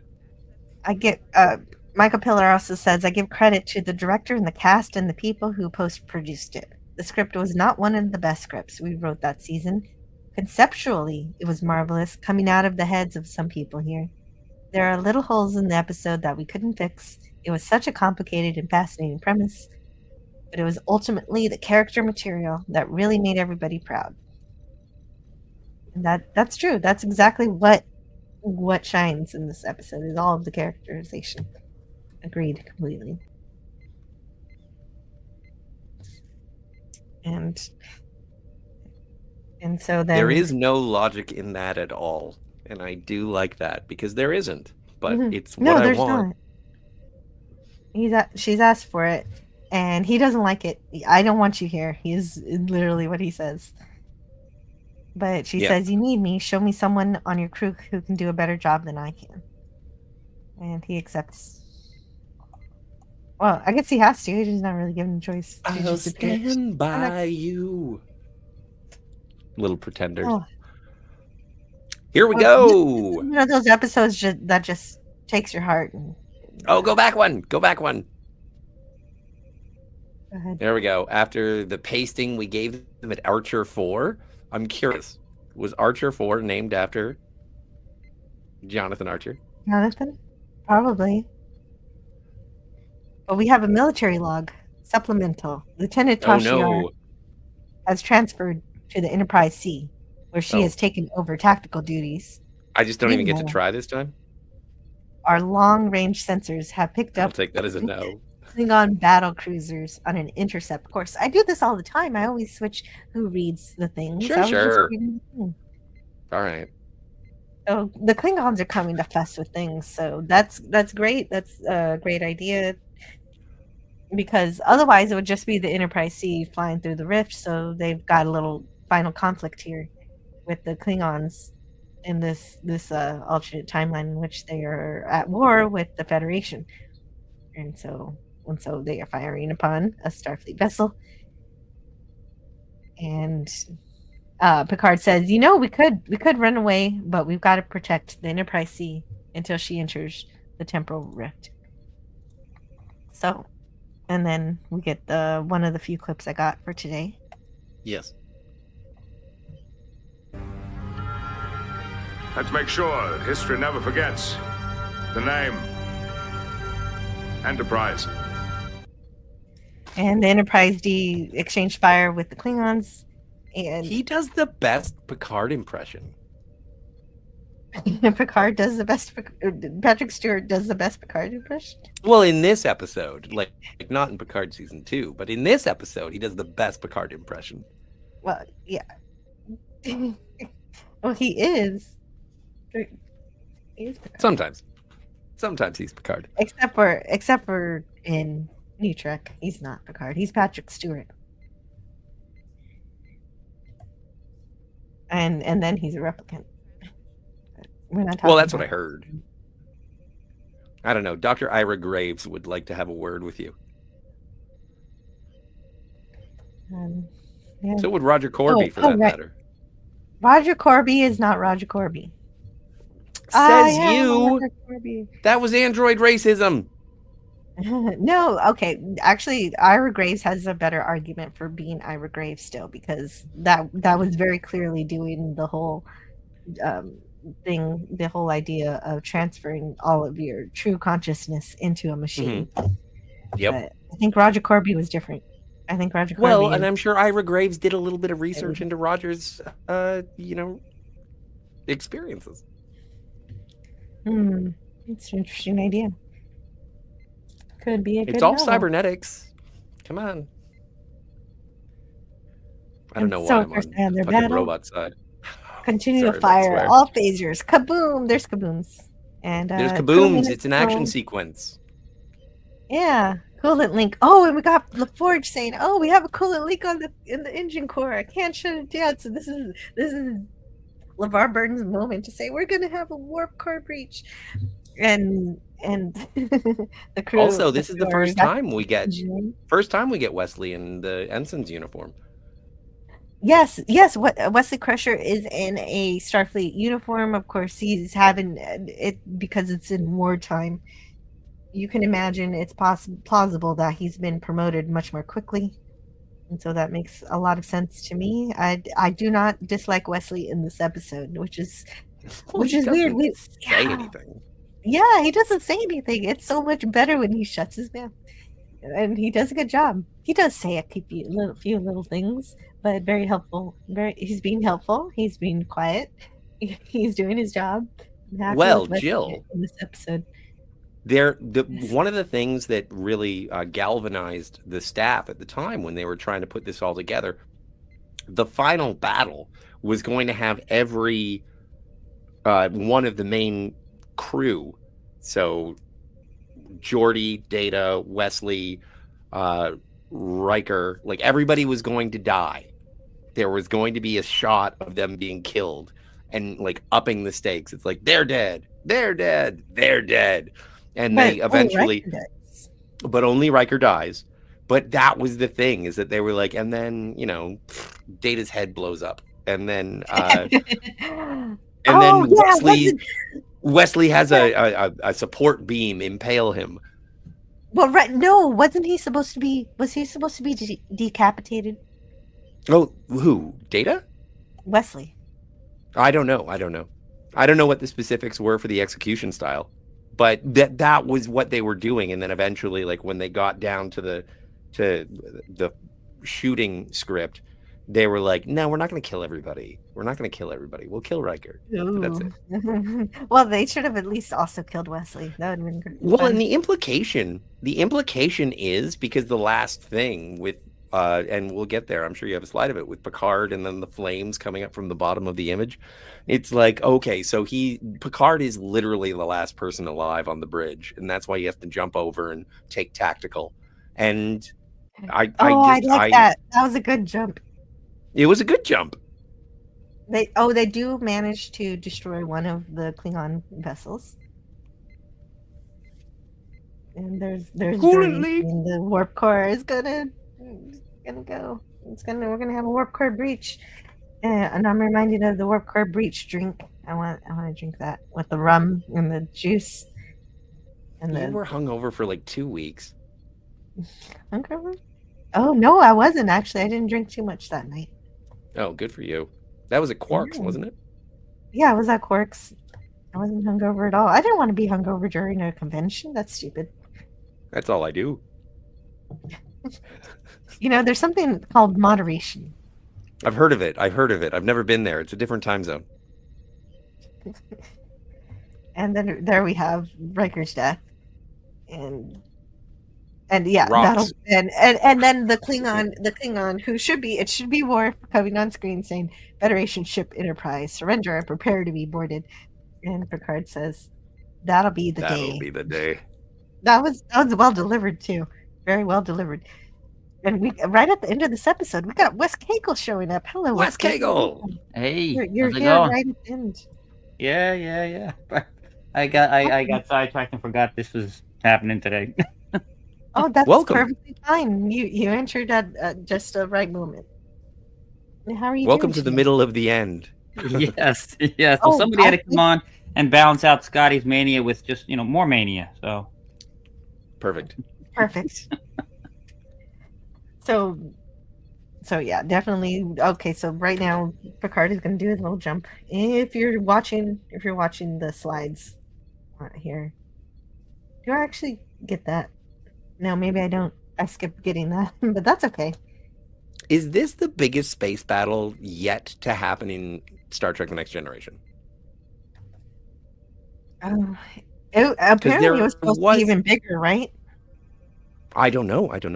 I'm just saying in knew terms that of it what was we supposed actually to be. saw on screen. Like there was, because we did have some like Klingon Civil War stuff going on, but I feel like this is the biggest, most amount of ships. Like we have 5 ships going and doing their thing. well, which season was this again? I forget. 3. Season 3. Season 3. Okay, because it doesn't. We don't get the Borg stuff until the end of this season, right? So yeah, I don't think I got the flames for you, Scotty. I'm sorry about that. I missed No getting the flames. But you have to watch the episode then. There's a reason to watch it. And meanwhile, while all this is happening, the Enterprise C goes back to the rift to its own time, and that restores. At least it appears to restore everything back to normal because Mostly. Picard is back.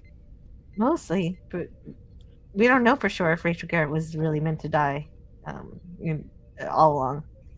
For example. Well, she does. She dies. Yeah, well, she dies now. Yeah, she's dead. No, now. but she died before. She probably died before. Well, I only say that because we find out later, in a later episode, that Tasha doesn't die, and she has a Romulan baby. And so, how many more of the crew die from that? I need to check that episode. I don't know, like 4. There's a complement of death. I'm interested in that. But anyhow, and according to this timeline, everybody's like, "Oh, well, I guess the thing just collapsed on its own. We're not worried about it. It appeared to be a ship, and it vanished. Worf is back." Well, no, but wait, hang on. Hey, Troy, what's going on, Deanna? You look great. And then I didn't realize this at the end. Mr. Crusher laying a course for Archer 4. They bring up Archer 4 twice, so I'm going to think it was named after Jonathan Archer. It was, of course, it was. And there are 4 of them, so there's an Archer 1, 2, 3. Well, no, they would just name the star system. I would be interested to go back and see in Enterprise if there is a star system that was discovered by Jonathan Archer, and they just said, "We name it after you." Yeah. I mean, that's possible, and that would mean that there's probably no life there if it was just named by just Earth-type planet in the Archer system, discovered by Jonathan Archer. I like this idea. This works for me. And then Guinan calls from off screen. Oh, this is a good one. Is everything all right up there? Yeah, everything's fine. And then she's, "Oh no, everything's fine. Sorry to bother you." And then she says, "Geordi, tell me about Tasha Yar." And I love that line. Now go back one. No, not that one. I know. Would you like to explain why I want to see it? Oh, it's not playing. I like to explain. Because he's drinking cranberry juice? I don't know. Why do you want to see it? Well, you'll notice his cuff. His cuff is from the alternate universe. He is wearing the Enterprise C altered, like yesterday's Enterprise, different timeline uniform. Yeah, there's no black edging on the ones that we normally have. Yeah. So, are we back in our regular timeline in the Twilight Zone? Yeah, no, that's just a mistake. That's a big mistake. Oh, I think what it is it might have been something that was a conversation that was supposed to take place in. No, it can't. Even with the table, because the table was much more mess hall in the alternate Enterprise D. So this is back in prime Enterprise D. I think that they just didn't realize which uniform. or didn't care. Yeah, that's what I'm saying. It's a screw up with production. It's Or, yeah. or could be that somebody stuck something in there hoping that the fans would start conspiracy theories. Let's fight. Oh, that's true too. I'm sure you could. But that's the episode, and now we can go through the chat and see what everybody's been saying. I wanted to roll through the episode and then go over everyone's thoughts on it. And Lance from Nowcast Creative to that point says it's a superb episode, better than the next gen movies. Okay, so I did read that one. Yeah. Oh, Lance, you're right. Yeah. And again, they lamented. They were like, "Oh, this should have been the movie," but we already did it. But then again, the success of the show, like this is regarded as a jewel in the Next Generation series. And so, without this, would you have even got to the movie? And Gavin Blackburn says something that Scotty is always saying. The best thing Section 31 did was to revive interest in this episode, yesterday's Enterprise, hopefully to a new, younger audience. Bad reboot will be hoisted with their petard. Yeah. But No, that's Gavin, something I agree with you simply because even bad Star Trek will take you to good Star Trek. I've had oven pizza, but I always go back to a pizzeria. Some oven pizza is pretty good. Well, especially if you make it yourself. Shut up. What are you, a Picard season 1 fan? I'm making pizza. No, Burnt because tomatoes. when I burn my pizza, the whole pizza is burnt, not just the stupid tomatoes. That makes no sense. Hey, you shut your face. I burn the entire pizza.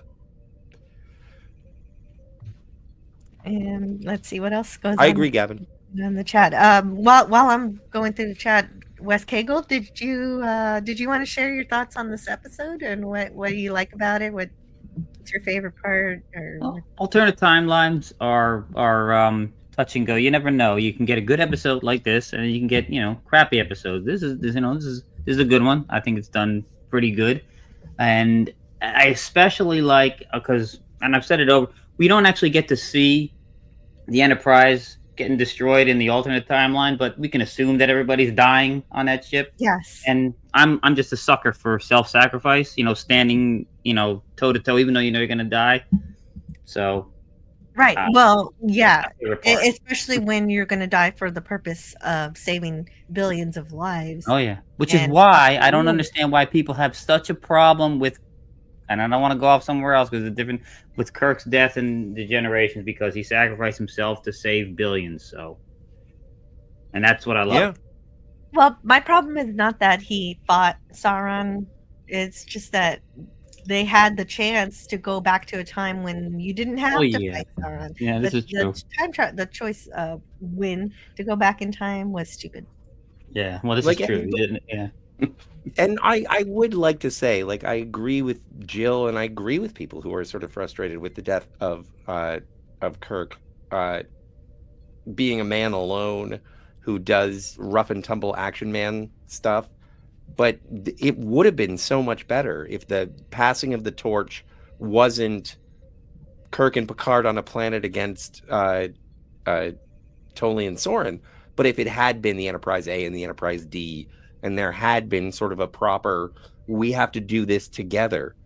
And like they do allude to that in Generations, but absolutely having a crossover of the Next Generation and original series crews would have been glorious. I don't think it would have been possible, just based on like DeForest Kelly's health. Like, I don't think it would have been possible, but that's what I wanted. I wanted the original series and the Next Generation to get together and have a dance party, and they didn't. And okay, and so I think it would have happened. It would have happened if they would have given more time for the script and let Leonard Nimoy recraft it, because he read this Generation script and he's like, "What's this crap? I'm not being in this." And he said, "Well, I'll do it if you let me rewrite this." And they were like, "No." And so he's like, "Okay, I can't do it." Well, and that's also like I get where Generations kind of comes off like a television special. It's still better than Section 31. You can't keep using that, but I guess you I can use it forever and a day. Well, it's better than this excrement I just stepped in on the street. Yeah. Yes. I didn't like pooping myself, and that's why I like Star Trek Generations. Yeah. Oh, goodness. Excuse me for a moment. And Mark Harkness says, I joked about the darkness of Kurtzman Trek to folks favorable to Kurtzman. Yeah, and that's true. They do not know how to light a damn thing. The lighting, the cinematography is absolutely it's like splashing bleach in your eyeballs. Even though I've never done that, I'm pretty sure that's what it would be like. No, it's true. It seems that almost for I don't know for how long now Hollywood has wanted to make everything dark, and I mean like super dark. The color are all washed out. The lighting is poor. You know the colors are there's no vibrance. There's nothing. I mean we used to get epics with great lighting, great cinematography, and it's just a lost art now to Hollywood. Hollywood used to want you to see what they're making. I'm not so sure anymore. But I'm an old tired Trekker, says Mark Harkness, who likes his scenes properly lit, like the Orville. And the Orville is a beautifully shot series from season 1 to season 3. Rick Mayer says, can we talk about Rachel Garrett? How old is she? If she was in the movie Section 31. Okay, so you're talking about a completely different timeline. So we're talking about the original timeline today with yesterday's Enterprise, and that is where we are actually talking about Star Trek, but you're talking about the Kurtzman Trek Discovery Universe timeline, which is a completely different story, but the only reference we have is to the original timeline. So we use that timeline to determine Rachel Garrett's age. And as I did that on Wednesday, I could tell you she's supposed to be in her 30s in that Section 31 thing. And so by the time we get to yesterday's Enterprise, she'd be in her 50s. And so I think late 40s, early 50s, and then late 20s, early 30s in that abomination. If we're utilizing the real Star Trek timeline to determine what's going on in the Kurtzmanverse timeline. So Tengeta says, well, she definitely didn't quite leave willingly. He's talking about Denise Crosby leaving the show because somebody made a mention about her regretting her choice to have left earlier in the comment section. Actually, she left completely willingly. She left of her own volition because she decided that she didn't want to be someone who was stuck on the bridge. She said, "Oh, I feel like I'm dying being stuck on the bridge, just saying I captain, and you could just chop my or whatever." Something about her legs. I forget what exactly that quote was. She didn't think she was doing anything, but she wasn't really paying attention if she thinks she wasn't doing anything, and she didn't give her character a chance to grow as they ended up making other characters grow. But I think that she thought she needed to do other movies. She thought she needed to do other things. But what ended up happening was she became a guest spot in lots of TV shows, and that's it. She stayed working. She still had jobs. She didn't stop being an actor, but eventually she did end up regretting her choice to leave Star Trek, and that's how we get this episode and the subsequent episodes in which we do have her back. Garrett seemed to be familiar with time travel and alternate universes. Oh, in Section 31 or in this episode? In this episode. Oh, okay. She didn't. Well, yeah, it's not a hard concept to understand. I mean, it's a hard concept to actually believe in, but you can understand it. Mhm. Mark Harkness says Picard has been fighting this war for 20 years. He's lost lots of friends. Riker has still been a hotshot on the fast track.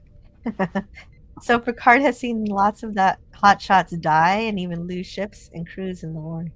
Whoa, that's an interesting perspective on why their relationship is different. Thank you, Mark. Greek Letters Larson says Lieutenant Tasha at least took the sports almanac with her when she switched ships. Oh no. That's funny. It is That is funny. super funny. But they do have baseball and stuff in the future, according to Deep Space Nine, so maybe. This is true. But since the timeline was slightly altered, in some ways, possibly that sports almanac might not work. True. Yeah. Hey, that opens up a hole for Back to the Future. I mean, if they happen to be back there and alter the timeline, which made the movie, the storyline possible, then that almanac might not have been good, which would have invalidated the storyline.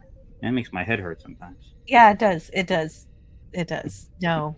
Well, yeah, there are a lot of problems with Back to the Future too, but they're still really fun, good movies to watch. Oh yeah, you just have to go with it and not think too hard about. Well, you can think about it all you like and talk about it, but maybe one day I will have a Back to the Future stream. No. Gavin Blackburn says Picard, considering Guinan's advice, should have passed Q's test about seeing beyond himself and his limitations. Yeah, but Q would have still messed with Picard anyway. Yeah, he would. Franco says, I don't think Q would have bothered with the trial in this timeline. He would have sat back and enjoyed the war. Yeah, the war itself would have been the trial that the humanity gave itself with the Klingons. What a great crew, says Mark Harkness. They have escaped certain death, and their captain says we're going back into hell, and they follow. Even after she falls, they still go. That is their great crew, because they're willing to do the right thing to help avert a war that would have killed billions. Right. Yes. We're not just going back into hell. We're going back into hell, and we are most definitely going to die. All right. Well, let's go. Mm-hmm. Yep. What time? Let's go. What do we need to do? Do we need to fix them? Oh, thanks, Mark. Next episode was The Offspring.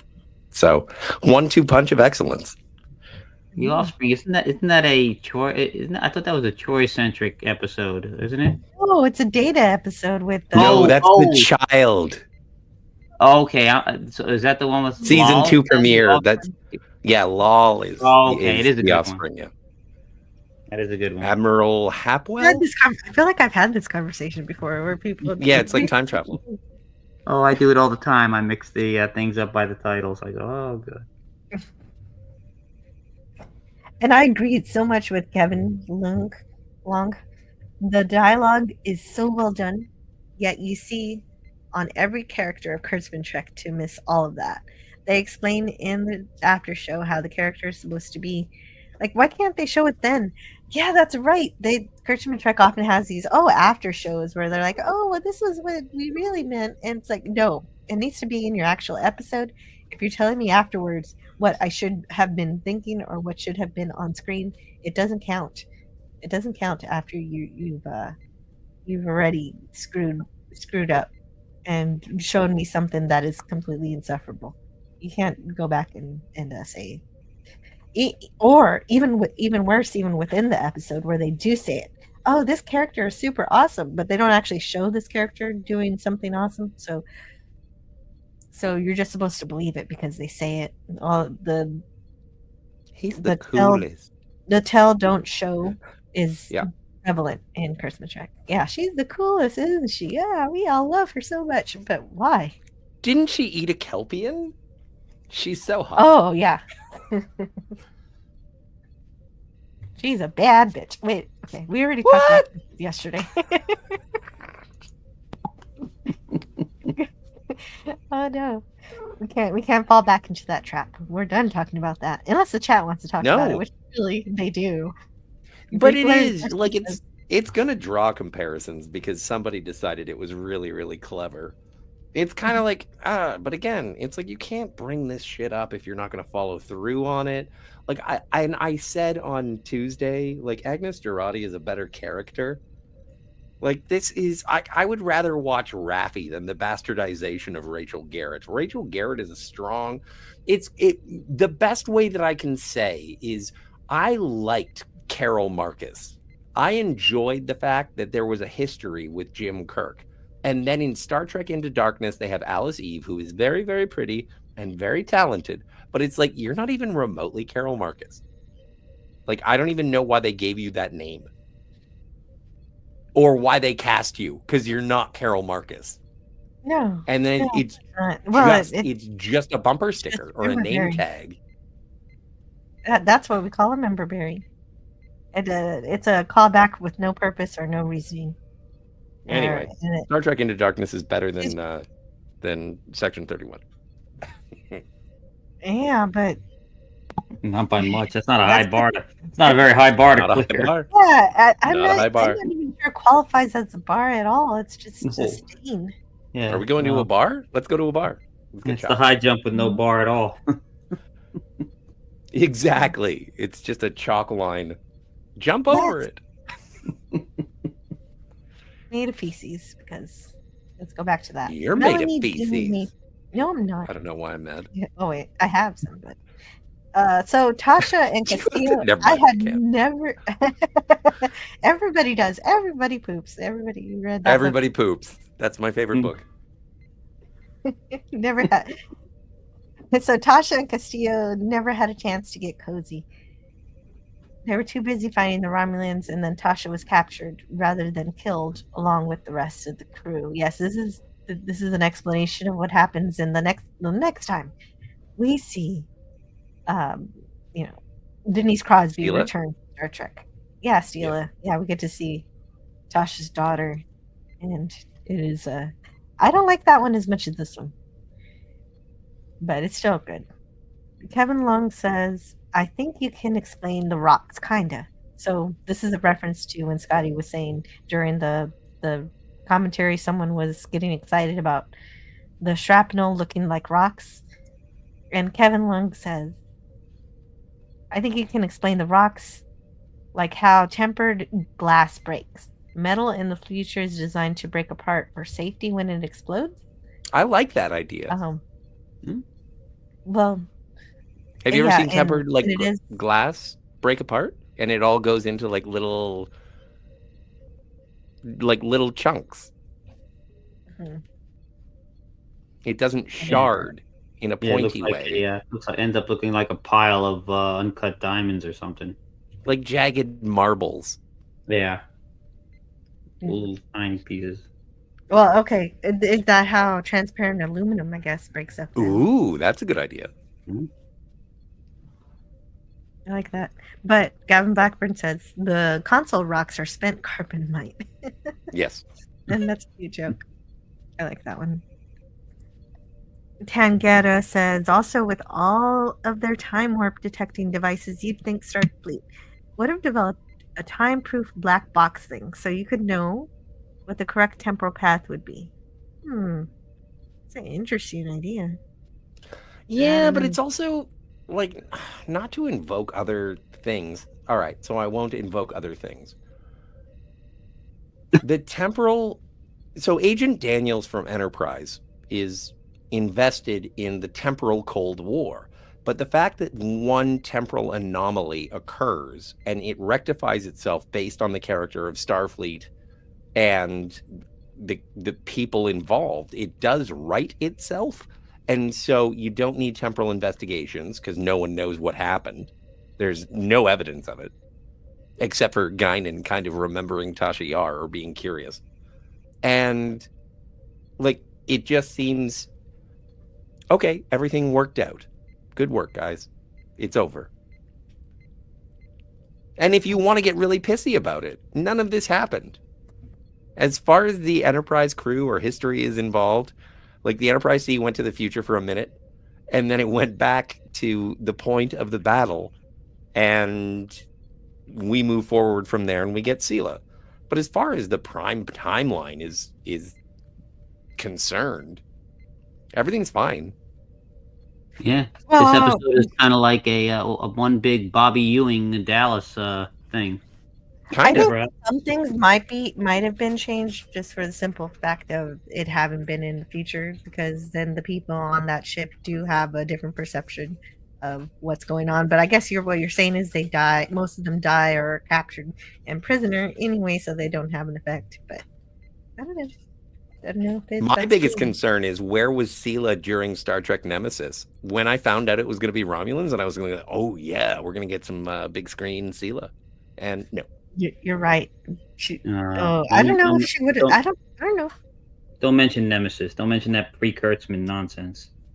Yeah, but I Nemesis just is still don't- better than Section 31. Again. Oh, it's a tough bar to not get upset about. Nemesis is so bad that I don't know if bringing Tasha on would have helped. Yeah.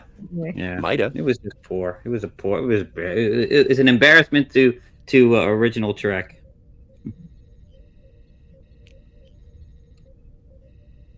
Kevin on Leung my says, phone- on my phone, you can't cut and paste people's messages to quote for response. Is this normal or is there a fix? I don't know. I don't know. Yeah, no, it's really difficult to be in the chat on your phone, but I'm glad Yeah. that you are here anyway. Greek I'm on a letters- rotary phone, so I don't know how it works. Oh, you got to spin the dial. I do. Wait. If Tasha went back to the future, okay. If Tasha went back to, well, that's later. Wait, no. Tasha goes to the past and dies. Yeah.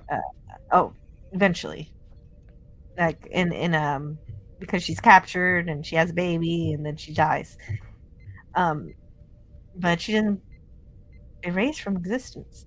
I think he's saying that if he had the reason that he had to live when she went back with the Enterprise C was that if she didn't live, she would have been killed and couldn't have been on the Enterprise to go back in the first place. So, kind of a paradox. No. No, it's not a paradox. And It's not a paradox No, at all. because- Actually, it works perfectly because what happens is that she was dead. She was dead, and then the Enterprise C comes to the future while it is in the middle of a battle with the Romulans, and that act of coming to the future means that the Enterprise C was not in the battle that it was should have been in, and it looks like they ran away, and so the Klingons are not Well, but- impressed with this, and But specifically, and this is why it's like, why is Data there?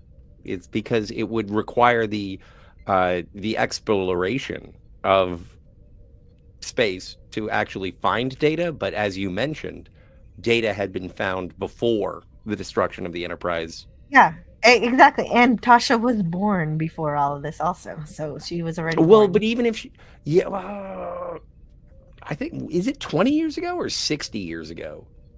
20 years ago. And so anyway, so yeah, no, totally. Because yeah, Tasha's still normal timeline going on. She wouldn't be erased from existence. She would have been, because Turkana 4 was a colony of the Federation that degenerated into ridiculousness. And so her being rescued by whoever, I forget who rescued Tasha from Turkana 4, but she would have been like scooped up and brought into the military, because it may be more of conscription going on in terms of we have to fight. Oh, we that's have to fight the possible. I never Klingons. thought of that. That this Federation might do drafting. That would be weird. Mm. Well, if you're on a colony that is engaged in civil war and you just like fighting, we do need fighters. Yeah. That's an interesting idea. Well, and that change where the Do you want to join the Federation or do you want to be wiped out by the Klingons? Your choice. Anyway, see you on board. Yeah, she's still alive. It's all good. It's just that she doesn't meet Armus. They don't do that mission for some reason. Well, because Troy was never on that stupid shuttlecraft that was going to a conference and then crashed on the planet with Armus, which is the only reason. How arbitrary is that? And so they go and they try and rescue Troy, but Armus is being like, I enjoy. I'll get you next time, Gadget. kind of thing. Speaking of impressions, Tangetta wants to know from Gavin Blackburn, how do you know how Armus would act after 8 pints of Guinness? Because if you throw up Guinness, 8 pints of it, your vomit is going to be black, much like Armus. I got the joke, sir. The Trek reviewer, I want to say hello to the Trek reviewer. The Pretend We was a good show from the late 90s. Oh, The Pretender. The Pretender. I'm not familiar with it. But Yeah, hey, the Trek reviewer. DJ Knight is always doing these little skits. Star Wars chat. Rebels. Hmm. Is that what this is? Because Yep. he's saying, Tasha says, Sai, I have to do this, Hera, in order to prevent this from happening in the timeline, and if my tactics help them, I might have prevented my death in the first place. I would like my death to count for something. Well, yeah. And that's, again, I think that's a really touching moment when it's Picard who, I doubt that Tasha and Jean-Luc had, long talks over tea. But the interaction between them is very superior officer and trusted subordinate. And it's like, your best friend said that I die horribly in the other timeline that you seem to subscribe to. I was wondering if I could go and, hope that doesn't happen. I would like my life to mean something and not just to be disposable. Yeah, exactly. And that's what and that is a correction. And that's what Picard does. He's like, well, I can't argue with you. By the way, I'm a hardened war veteran. So I'm with you there. And I want to say hello to Carter Locke, who says Hey, this Carter. is Carter's favorite episode. Ira Graves didn't have fembots. No, true story, Gavin. His biggest failure is not having fembot. Wait a minute. Do you have a Roger Corby? It's me, Christine. Roger Corby? No, I don't have it. I don't have a Roger Okay. Corby. It's me. Roger Corby will appear in Strange New Worlds in season 3, according to the Trek reviewer. That's what I heard, has too, been yeah. reported. Oh, they're finally remembering Roger Corby, because that's one of the things I rage about every time whenever I watch. I actually watch season 1 of Strange New Worlds. Don't worry about it. I'm not answering. They act like Roger Corby doesn't exist in that season. So now suddenly he exists. Well, but it's also like Discovery. That's why I hate Discovery, is because they introduced Cybok, and it was like, we'll get someone good to play Cybok. And it was like, sir, we can't get anybody to play someone, we can't get good actors on this show. And it's like, why? And it's like, because we're Star Trek Discovery. Mm-hmm. Discrimination against androids. I hate those offensive CAPTCHA test thingies. I am not a robot. Excuse me? I am a robot. I'm a man. I'm a human being. I'm pro Wesley impaling. Well, we saw him impaled already. I wanted to see the decapitation. And there's a I've seen it online where there's a Star Trek drinking game where you watch episodes, and when certain things happen, you take so many drinks, and then I'm pretty sure one of them was, if Wesley dies, you got to drink 10 shots or something to celebrate. Shots? Are you supposed to die of alcohol poisoning? I mean, it was more like Wesley dies, you party like it's 1999. But finish your drink kind of thing. Yeah. Yeah. And also, 10 shots is a Tuesday. Calm down, Martha. I'm good and done at 5. Wesley gets impaled from Vlad Dracula, the Impaler. Yeah, there was an impaling with Q during the Q event Oh, that's where right. Riker gets Right. Q powers. That's a good episode too. I like that one. Mm-hmm. Yeah, season 1. And Gara says, "Yeah, Tasha's life really sucked.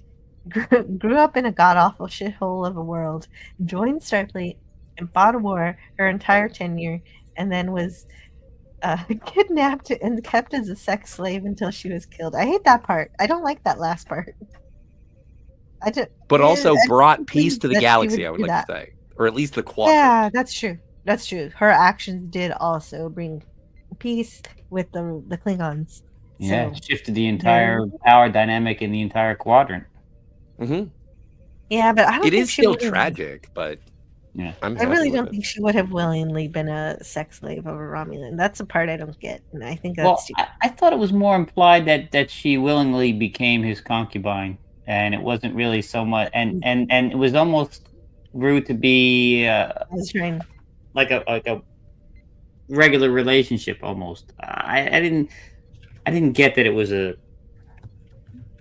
completely nefarious kind of, I don't think it was did. nefarious. I think it was a situation where the defeat of the Enterprise C resulted in her being captured.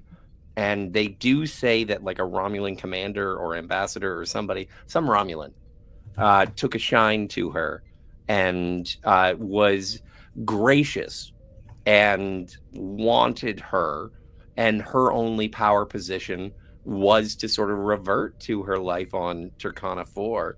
And it's like, well, okay, if I can be, if I can survive, then I will follow this Romulan.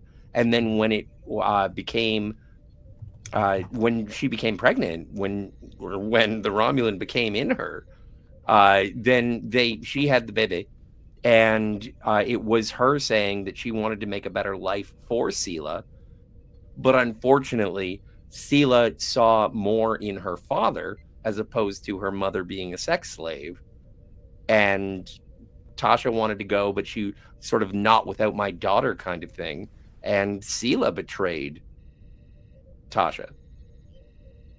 Yeah. Yeah, that's right. She did. She did betray, but I don't think it was not a normal. I don't agree, Wes Cagle. This was not a normal. Hey, I love this Romulan all of a sudden, and I'm in this relationship. Yeah.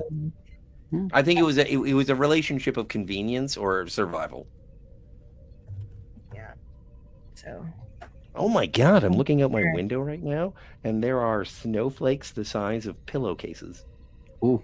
Oh, is it snowing? Oh, is it? If it's snowing, hold on just a second. Oh yeah, we're allowed to show the snowing because this is good Star Trek. Hey, PvP is in the chat. Good to see you, Pleasant Valor Valley Picker CA. It's good to see you, Pleasant Valor. Yeah. Oh, I keep bringing up the wrong file. Give me a moment. And why can't I bring up the correct file? Ooh, that's a good question. Okay, read the question and answer it out loud, please. The Trek reviewer says in the chat, I wonder what Garrett did not recognize, or why Garrett did not recognize Picard's name, because he was already commanding the Stargazer by 2344. I don't wonder that.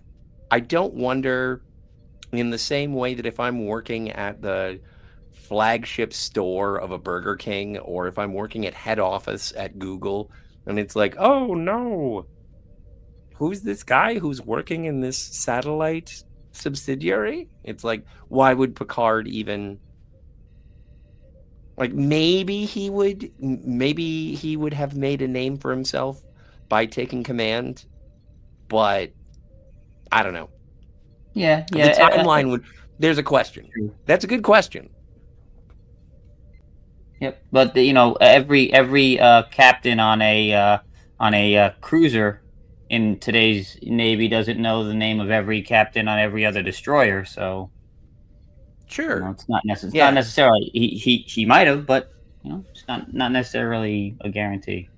But that's also part of the reason why I'm sort of against, like, when you talk about certain intellectual properties and franchises, and it's like, oh, everybody knows everybody. And when that happens, it does make sort of the storytelling world smaller. It's like, oh, everybody knows everybody, and that's why we get to talk about them all the time.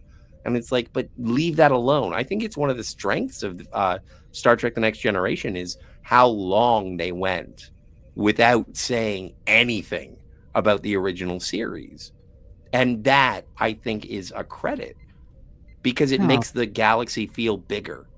Didn't they mention the original series in episode 3 or 4?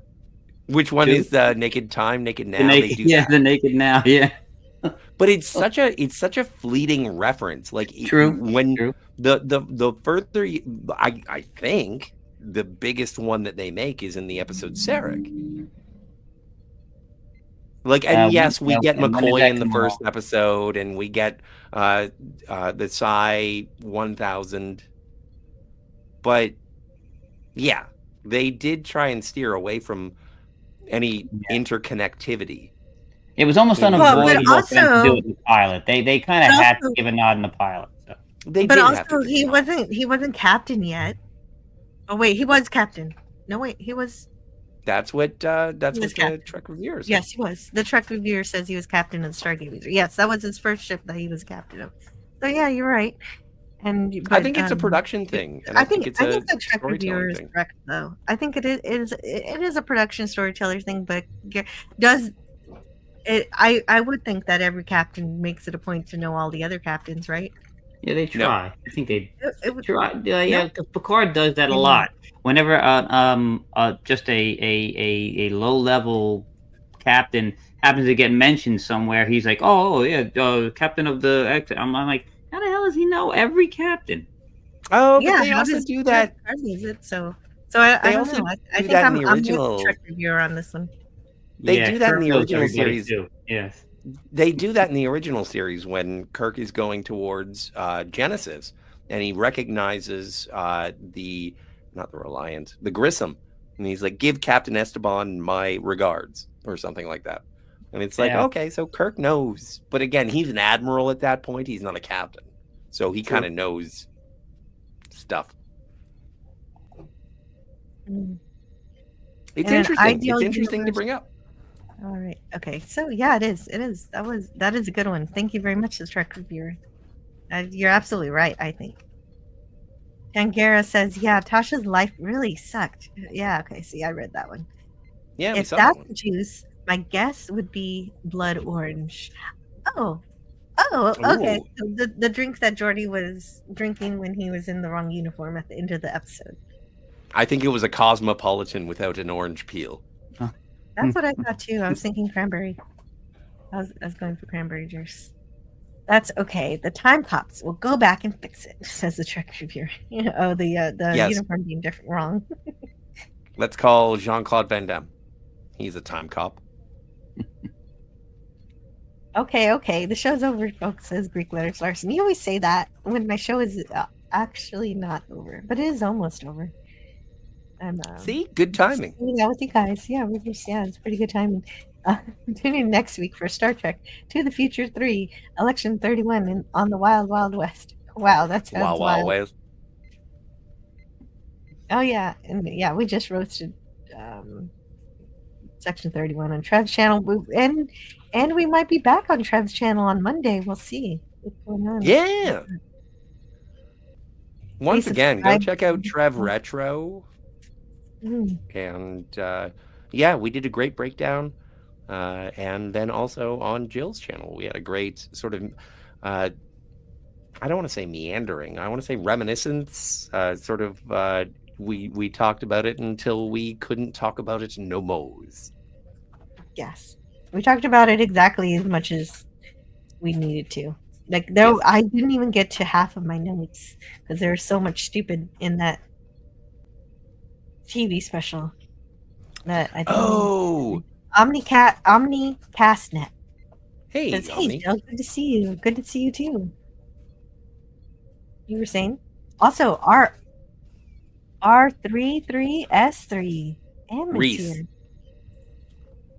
Reese? Oh, yeah, lead speak. Reese M? Is that a Klingon in an Eagles jersey? I think I walked into the right Star Trek stream. Go Birds! Yes.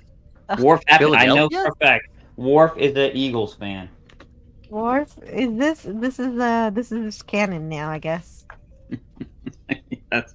Just kidding. Yes. He is not a Kansas City Chief fan. He's not a Swiftie.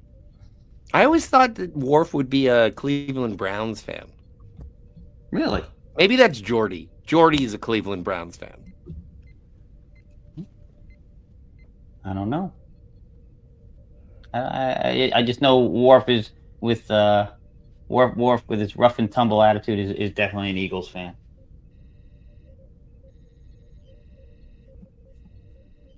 Delightful. Yeah. I don't know the football, so I can't help. The Trek reviewer says I've always wondered what they did, not just to bring back Dr. Christine Chapel in Generations. Yeah. I think it would be Well, there are a lot of people confusing. they bring back in Generations. I think it would be confusing if you brought back Christine Chapel for a Next Generation movie. Because at that point, if you're a Next Generation fan, you really think of her as being Loxana Troy. Oh yeah. Well, she'll be dressed up in the right way. Well, are we going to dye her hair blonde?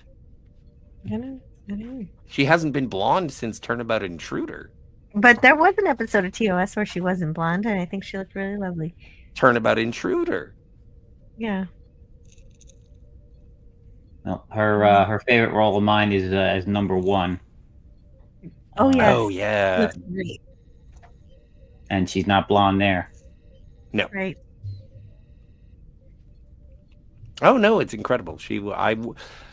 Hey, when it comes to any of the characters and performers from the original series, what do I want more of? Them. That's why I'm saying, like, if you have the opportunity to play Star Trek 25th Anniversary point-and-click adventure game for DOS or Mac or whatever, as long as you get the full voices, that and Judgment Rights, you're in for a bunch of completely starring original series actors playing their characters for arguably the last time. Mm-hmm. Brian O'Neill Singleton is here. Question: why, when the 1701 took a hit, their bridge exploded, the debris looks like rock?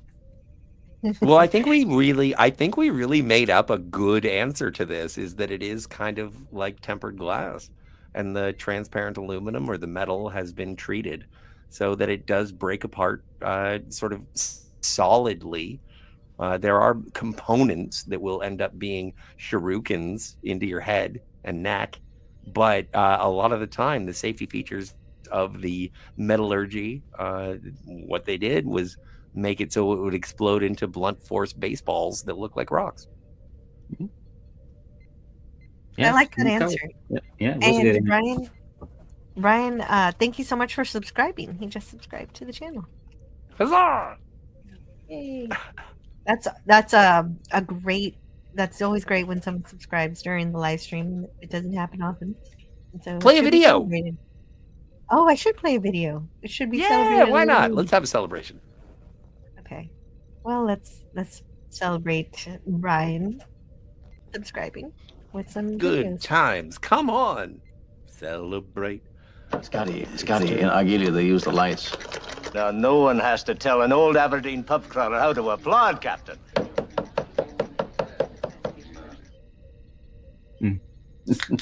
That's a good one. Yeah. Where's the other one though? I want. Where is the other? Tell him he is a pretty cat. And a good cat. I will feed him.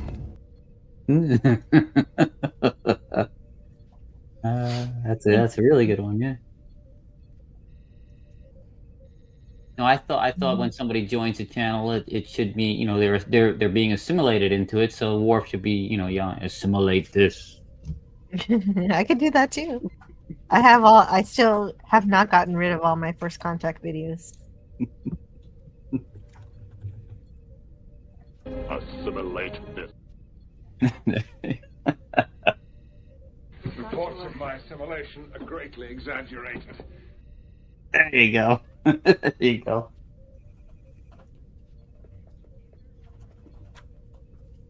I don't quite understand your comment, but I'm immensely pleased with myself. I'm pleased with you too. I actually no, Greek letters Larson. I understood your. I know at first it seemed like I didn't understand it, but the Enterprise C doesn't go back to the future. That's such a weird way to talk about time travel. The actual even though Back to the Future is one of my It's favorite true though. movies. If you're not, yeah, it goes Like tomorrow is the future, yes? Yes, that's right. But it goes to the past to have. Yeah, but if my a better tomorrow future. is 20 years ago, that's still my tomorrow, which is still my future. Yeah, it's, yes, sure. We're always heading into the future with every second that we live. It's just a very odd way to describe time travel to me. But it's always as like, much and as I that's love that something. movie. No, but that's something that you really got to take into it. No, but I do understand into account is that part of the reason why time exists is that because people are aware of the fact of the immediate progression of moments. And so what happens tomorrow is just chronologically what's going to happen next. But if what happens next is 20 years ago based on, you know, a wormhole or running around the sun too fast or Superman gets pissed off that his girlfriend died or whatever, I don't care. But like my tomorrow is still the future. Mm-hmm. Yeah, but it's just a weird workaround. The Trek reviewer says they never said who saved Tasha. They just said she escaped from her home planet. Yeah, from the rape gangs and everything, and with was her cat saved too? I don't remember if the cat was saved. I want to say it was the Trieste. I want to say it was because there was. Oh, they did the Federation colony on Turkana 4, and then Turkana 4 got all feral, and they were like, "Oh no, we're gonna fight for power." And then there was like a transport that was delivering supplies, but it crashed on the planet. And then it wasn't the Trieste. I forget the name of the starship that went. And they were like, "You stay the hell away from here." And they were like, "Okay, well, we're gonna get our stuff. We're gonna get the crew members back." And then that's when Tasha was like, "Please, sweet God, I'm sick and tired of all of the sexual assault. Take me with you." And they were like, "Okay." That works for me. I like that Picard kept her confidence, telling the crew I agreed with her reason. Do you remember the one with Q where Wesley gets impaled? Jill, you know this one very well. Of course, yes. Do you remember where Picard and Tasha were on the bridge when they were in the quote-unquote penalty box? And if anybody else got into the penalty box and they were going to kill Tasha, Q was going to kill Tasha. And she was like, "Oh, Captain Picard, you were always such a daddy. I loved you. I can't say this." Like, it was a weird romance scene. It was weird, but you're making it even weirder. Yeah, well, but that's what it is. We'll check it out for your own, but like check it out and take your own interpretation. Oh yeah, no, yeah, she was definitely straying into let's say inappropriate conversation with a senior officer. It was very Yeoman Rand.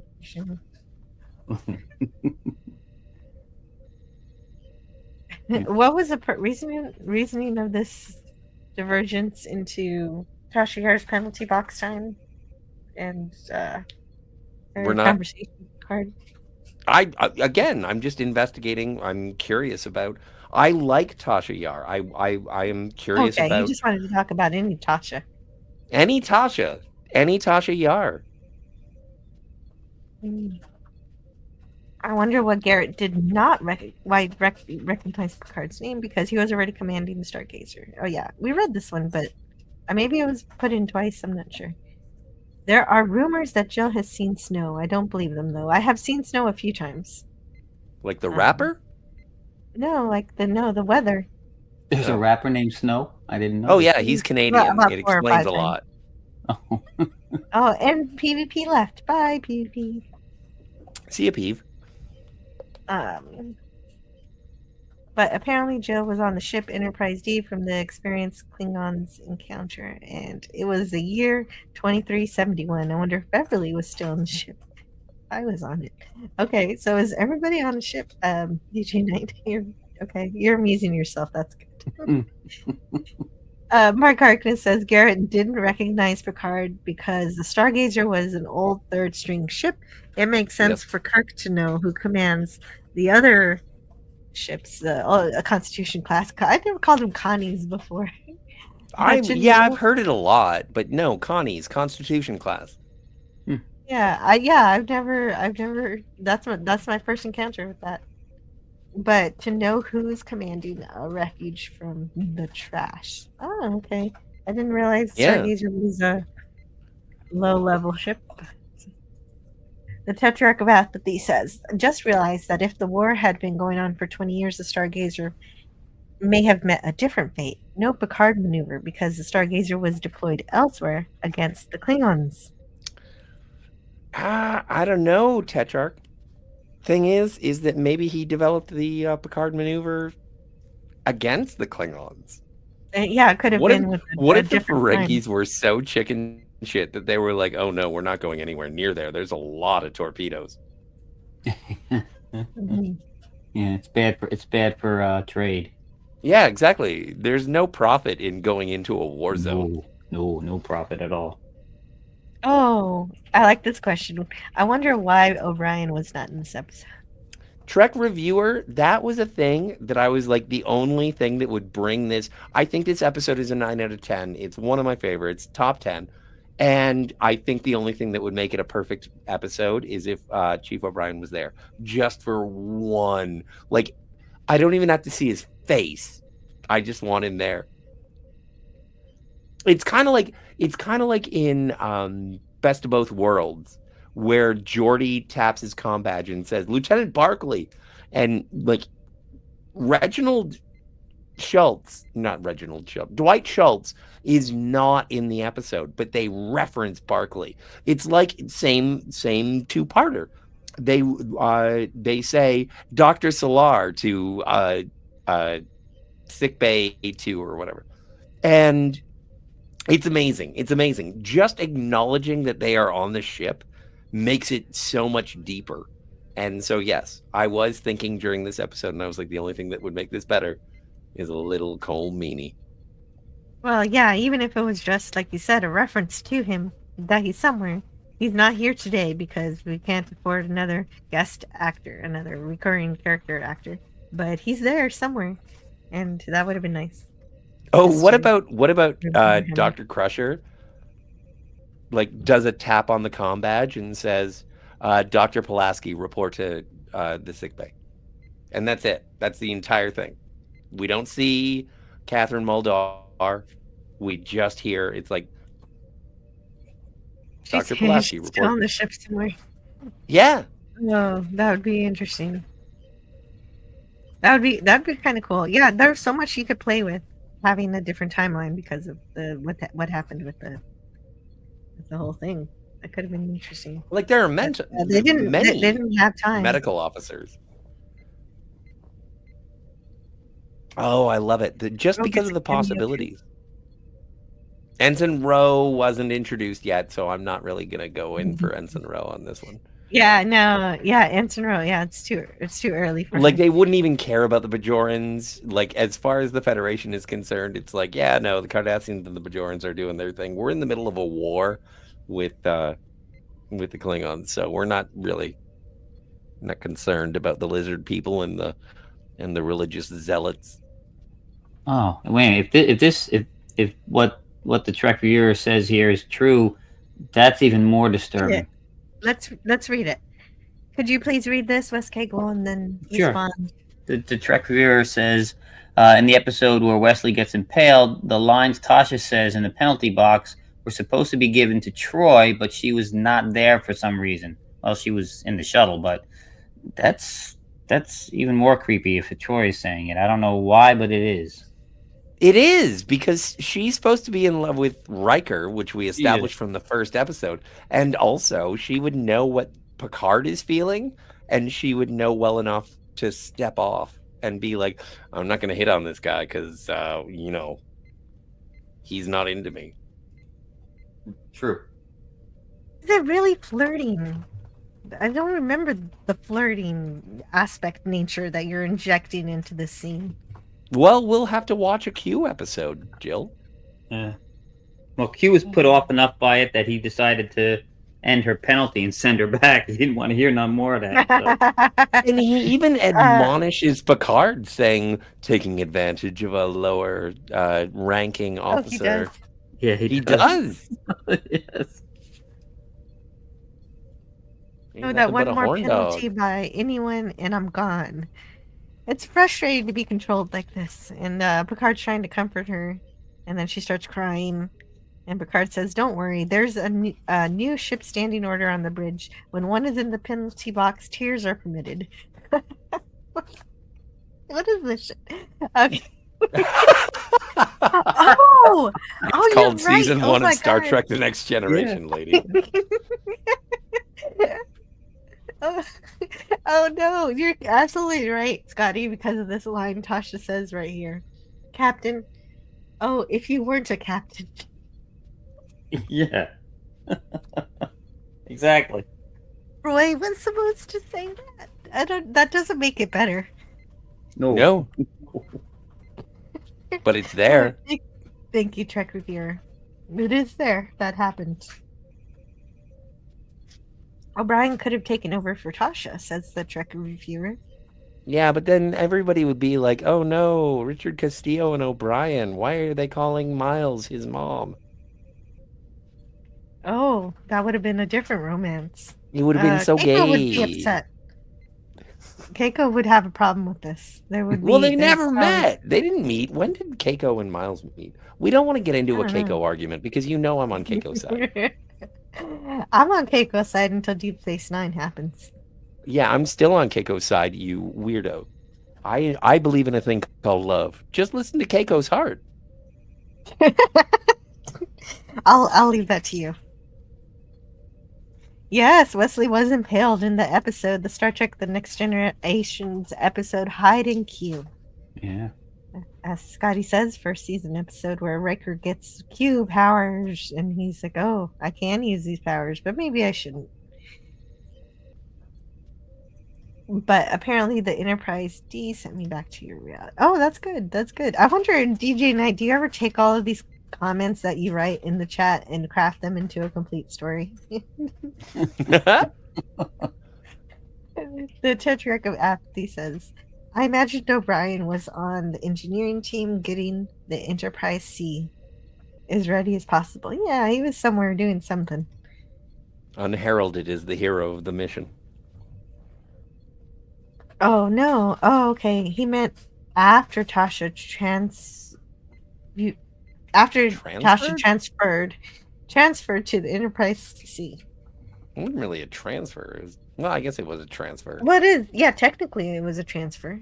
She asked for a reassignment, so it was a reassignment. Yeah, but it's not like they did paperwork. It's not like it's in the Enterprise C computer banks. Mm.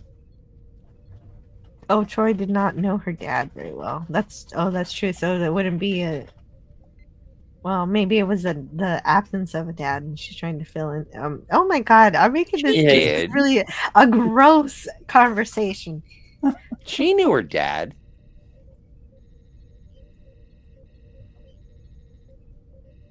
Yeah. I'm not going to follow that up with any facts. I'm just saying, from what I remember, Deanna knew her dad. What, Andrew? Andrew Troy? Is that his name? Where did we get the backstory? That was the name of that? Because I know she also had another sister from season 7. Kestra. Kestra Played by dies. Kirsten Dunst. Because they were watching. She they were watching drowned Troy, in a and van down by they the weren't paying river. attention. Yes. They were paying attention to one kid, but not the other kid. And Yeah, but you know, Picard that does season happen. 1. Picard season 1, they name their daughter, Troy and Riker. They named their daughter Kestra, which I thought was adorable. She was a brilliant actress. Really, really engaging. Oh yeah, that is an episode you like. You're just in love with the pizza episode. I love pizza. Burnt tomatoes. But I can't. Nothing about that episode is pleasing to me for the simple fact that they could have saved their son, and they just make excuses that they couldn't. Oh yeah. That they could have. Well, No, I'm anything not is making possible. apologies. After the Generations movie, anything is possible to have saved because Picard remains in the Nexus, and he can just jump out anytime he wants to correct things. I will knife you in the fucking work yard. Not really. That was just a facetious argument. No, you're cool. I don't mean But to. only, No, but the only thing his is, no. only his West Kegel, only his shadow, like his echo, Oh, his is echo. in the Nexus. Like the actual Picard left the Nexus. Well, Anybody who says that everything after Generations is a dream, or anyone who says that life is but a dream from Star Trek V, I just want to uppercut their taint. Okay, so but I do ascribe to one of those Star Trek. Yeah, well, I'll Star uppercut Trek your V taint as is soon as the- I move my way south. Yeah, you can't. You don't have a I don't have a passport. There's a lot of border things going on right now. Be lucky. Donald Trump has stopped me from uppercutting people's taints. No worry. There's nobody watching the Canadian-U.S. border. We're not worried about you guys up there. Oh, yeah. Are there any Canadians who want me to uppercut their taints? Because I can do that. Oh, I don't know. I mean, you have to ask Canadian Spider-Man. I don't know why I went there. That's a I'm sorry, long Spider-Man. drive. And it's snowing. Yes, it is. All right. Ishara Yar is gorgeous. that's- Thank you, Brian. And the introduction of Star Trek to cat suits. Oh, well, no. The Maybe. entire Maybe, uniform yeah. structure in the first 2 seasons were cat suits. No, I know. I'm just being silly. No, I was trying to Ishara joke, Yar. but it didn't really work. I like Ishara Yar, except for the fact that I don't, because she does betray Because she was a bad Data and bad the girl. Federation. Yeah. She is the mirror universe. Like, well, not the mirror universe. She is the antithesis to the virtue that Tasha imbued. Like, Tasha wanted something better. And Ishara was what do you She call takes it? when you- advantage of Data. she just takes advantage of the situation. She's a utilitarian for her own selfish needs. Mhm. But And that's that why episode does Tasha have is one of the better. lines I love, is with Data saying how he misses Tasha, but his his circuits and all that. His how he perceives grief. The Trek Remember reviewer when we- says, "What?" Sorry. Well, I was Go just ahead. going to say, remember when we had a conversation, like, and this is in your, like, we did this. This is one of the few streams that I absolutely remember, is we had a conversation about Tasha Yar and destroying careers and Yes, like, we the did. We character. talked about that. And I've always loved Tasha. Yeah. I've always been a Yeah. defender of Tasha. Ultimately, because at first, ultimately, we decided. I think we came to an understanding during that stream that she Yeah. did what she wanted to do, and she had a good life. She still has a good life. I'm not trying to talk about people like they're dead. You keep saying that. But, Well, Tasha Yar is dead. I meant to say Denise Crosby in terms of her career. Oh, no, she's still kicking. She's homeless, Yeah. but she's kicking. Kevin Long did she live in said- Palisades? Is that what you're? Yeah, she had her home was a- destroyed, and I wish her the best. Yeah, that's unfortunate. I feel bad for her. But it's one of those things Oh. where you have to, like, just support and say, please. Man, Kevin Long says that was there. Kevin says there's a goof on the uniform mistake, but you can say they didn't do it after they crossed the rift. Not that they would have time for that in battle. So yeah, exactly. No, it was just a mistake, Kevin. Jordy is in the wrong uniform. It's a mistake. Oh, but there's like two other things. It's like Castillo doesn't wear Star Trek, like he doesn't wear the Federation badge or Starfleet badge throughout all of the episode. And then at the very end, when he's taking command of the Enterprise C, he does a tap on his like Star Trek 6 era insignia, Starfleet badge, and it does the whole tappy we're talking kind of thing. Oh, it's not supposed to. Yeah, they didn't have comm badges until Generations. I don't know. It's an interesting question because maybe they did make the comm badge into the badge before, like again, 20 years earlier. It makes sense that they would, but then they redesigned it after the fact. I don't think that there's any reason to disqualify the 23rd century Starfleet badge. What if they just added a speaker and a touch mechanism? It's fine. Yeah, it is fine. I'm totally fine with that. Me too. And what I'm also fine with is this stream. I think it was great to get back to Star Trek and have a discussion about good Star Trek in a week in which we got some pretty bad stuff with the label on it, and something bad that was not Star Trek that they said is Star Trek, and I just think they need to stop doing that. So it was good today to talk about yesterday's Enterprise instead, with a great story. And just like Sentai Ranger Donnie says here, well, I must go now. Thank you. See you all. Some of you again later. For others, have a great night, a great weekend, and enjoy the NFL Pro Bowl games.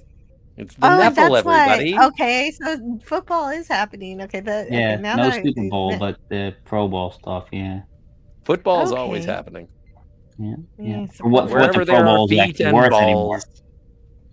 I love this episode so much. One of the best, says Ben from Cinema Gulp. Hey, Ben. Hey, yeah. So this is good timing for us to head out for this Friday. I do enjoy hanging out. I always hate leaving. I hate the part where I end the live stream because I want to hang out. But Wes Kegel, is there anything you want to share with us before we go? No, just I would ask everybody here to subscribe to Jill's channel. Follow her. You got plenty of good content. Always comes along on her channel. Always, and if you want to see just very random stuff at any time of the day or night, follow Scotty on Twitter. Yay! Very random stuff. I agree. Thanks, man. Thank you, Wes Kegel. Thank you. I really appreciated you coming in here at the end, and you arrived just on time. Thank you for letting me be on. Great. We had good discussions. And Scotty, is there anything you want to share? Kneel before Zod. Snoochie boochies. First things first. Subscribe to Jill. Because Jill's awesome. That's why we're here. So, whatevs. Subscribe to Jill. Right? Part of it. You had a bit more, though. I do have a bit more. Also, you should subscribe to the Phantasmagorium. I had a mishap yesterday. Nobody cares. And we were supposed to talk about the Animatrix, but unfortunately, we're going on hiatus for the next 2 weeks. And...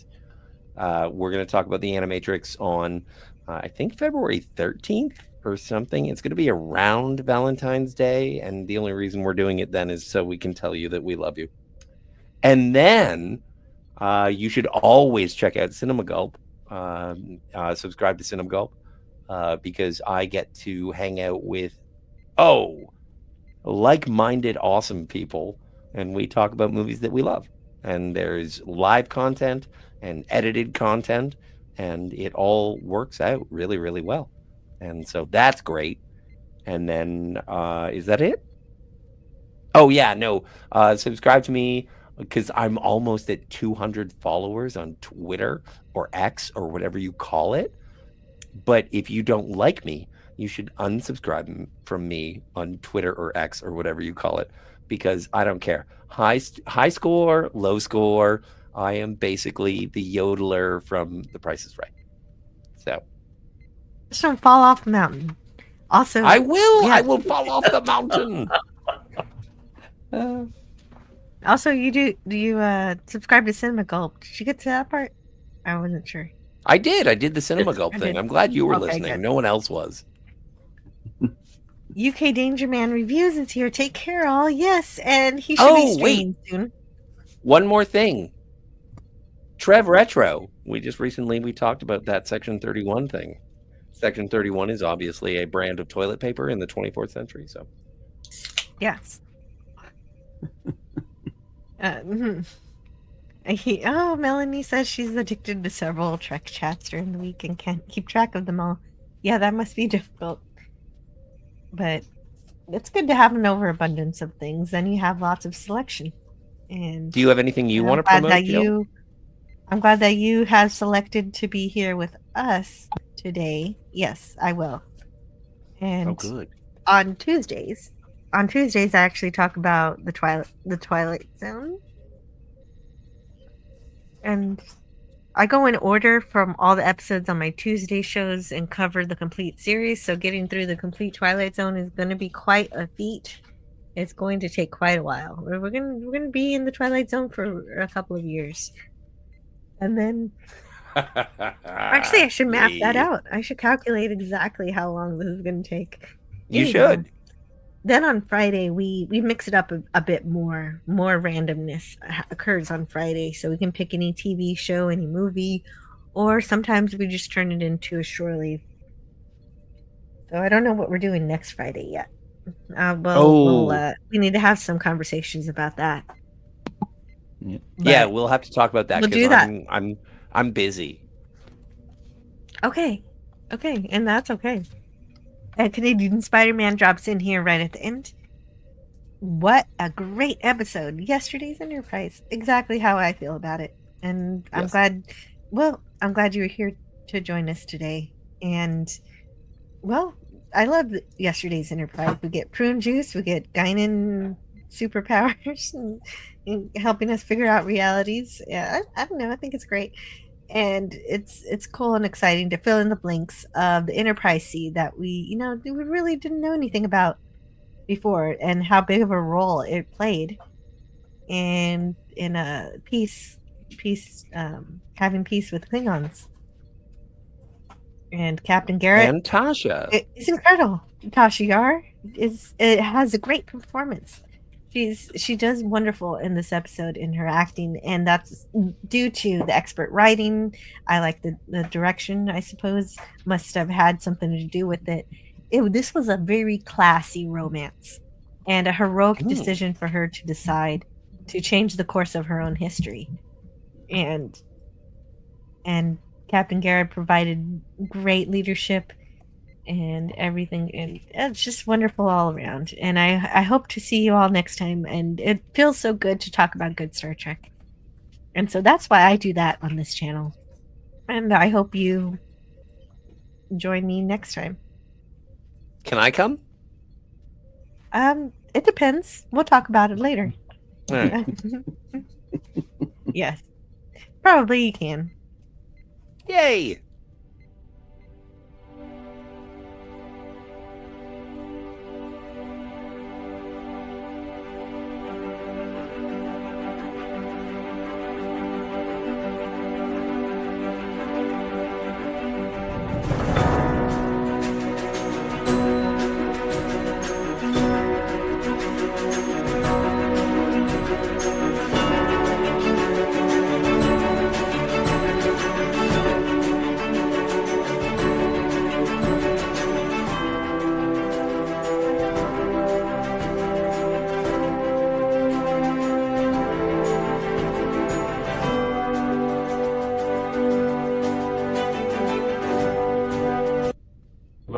what is learnable. And the ways our differences combine to create meaning and beauty. It has always been easier to destroy than to create. May we together become greater than the sum of both of us. Well, now you have something new to think about. Carry on.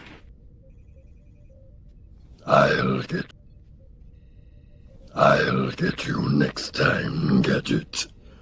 Next time. See you around the galaxy.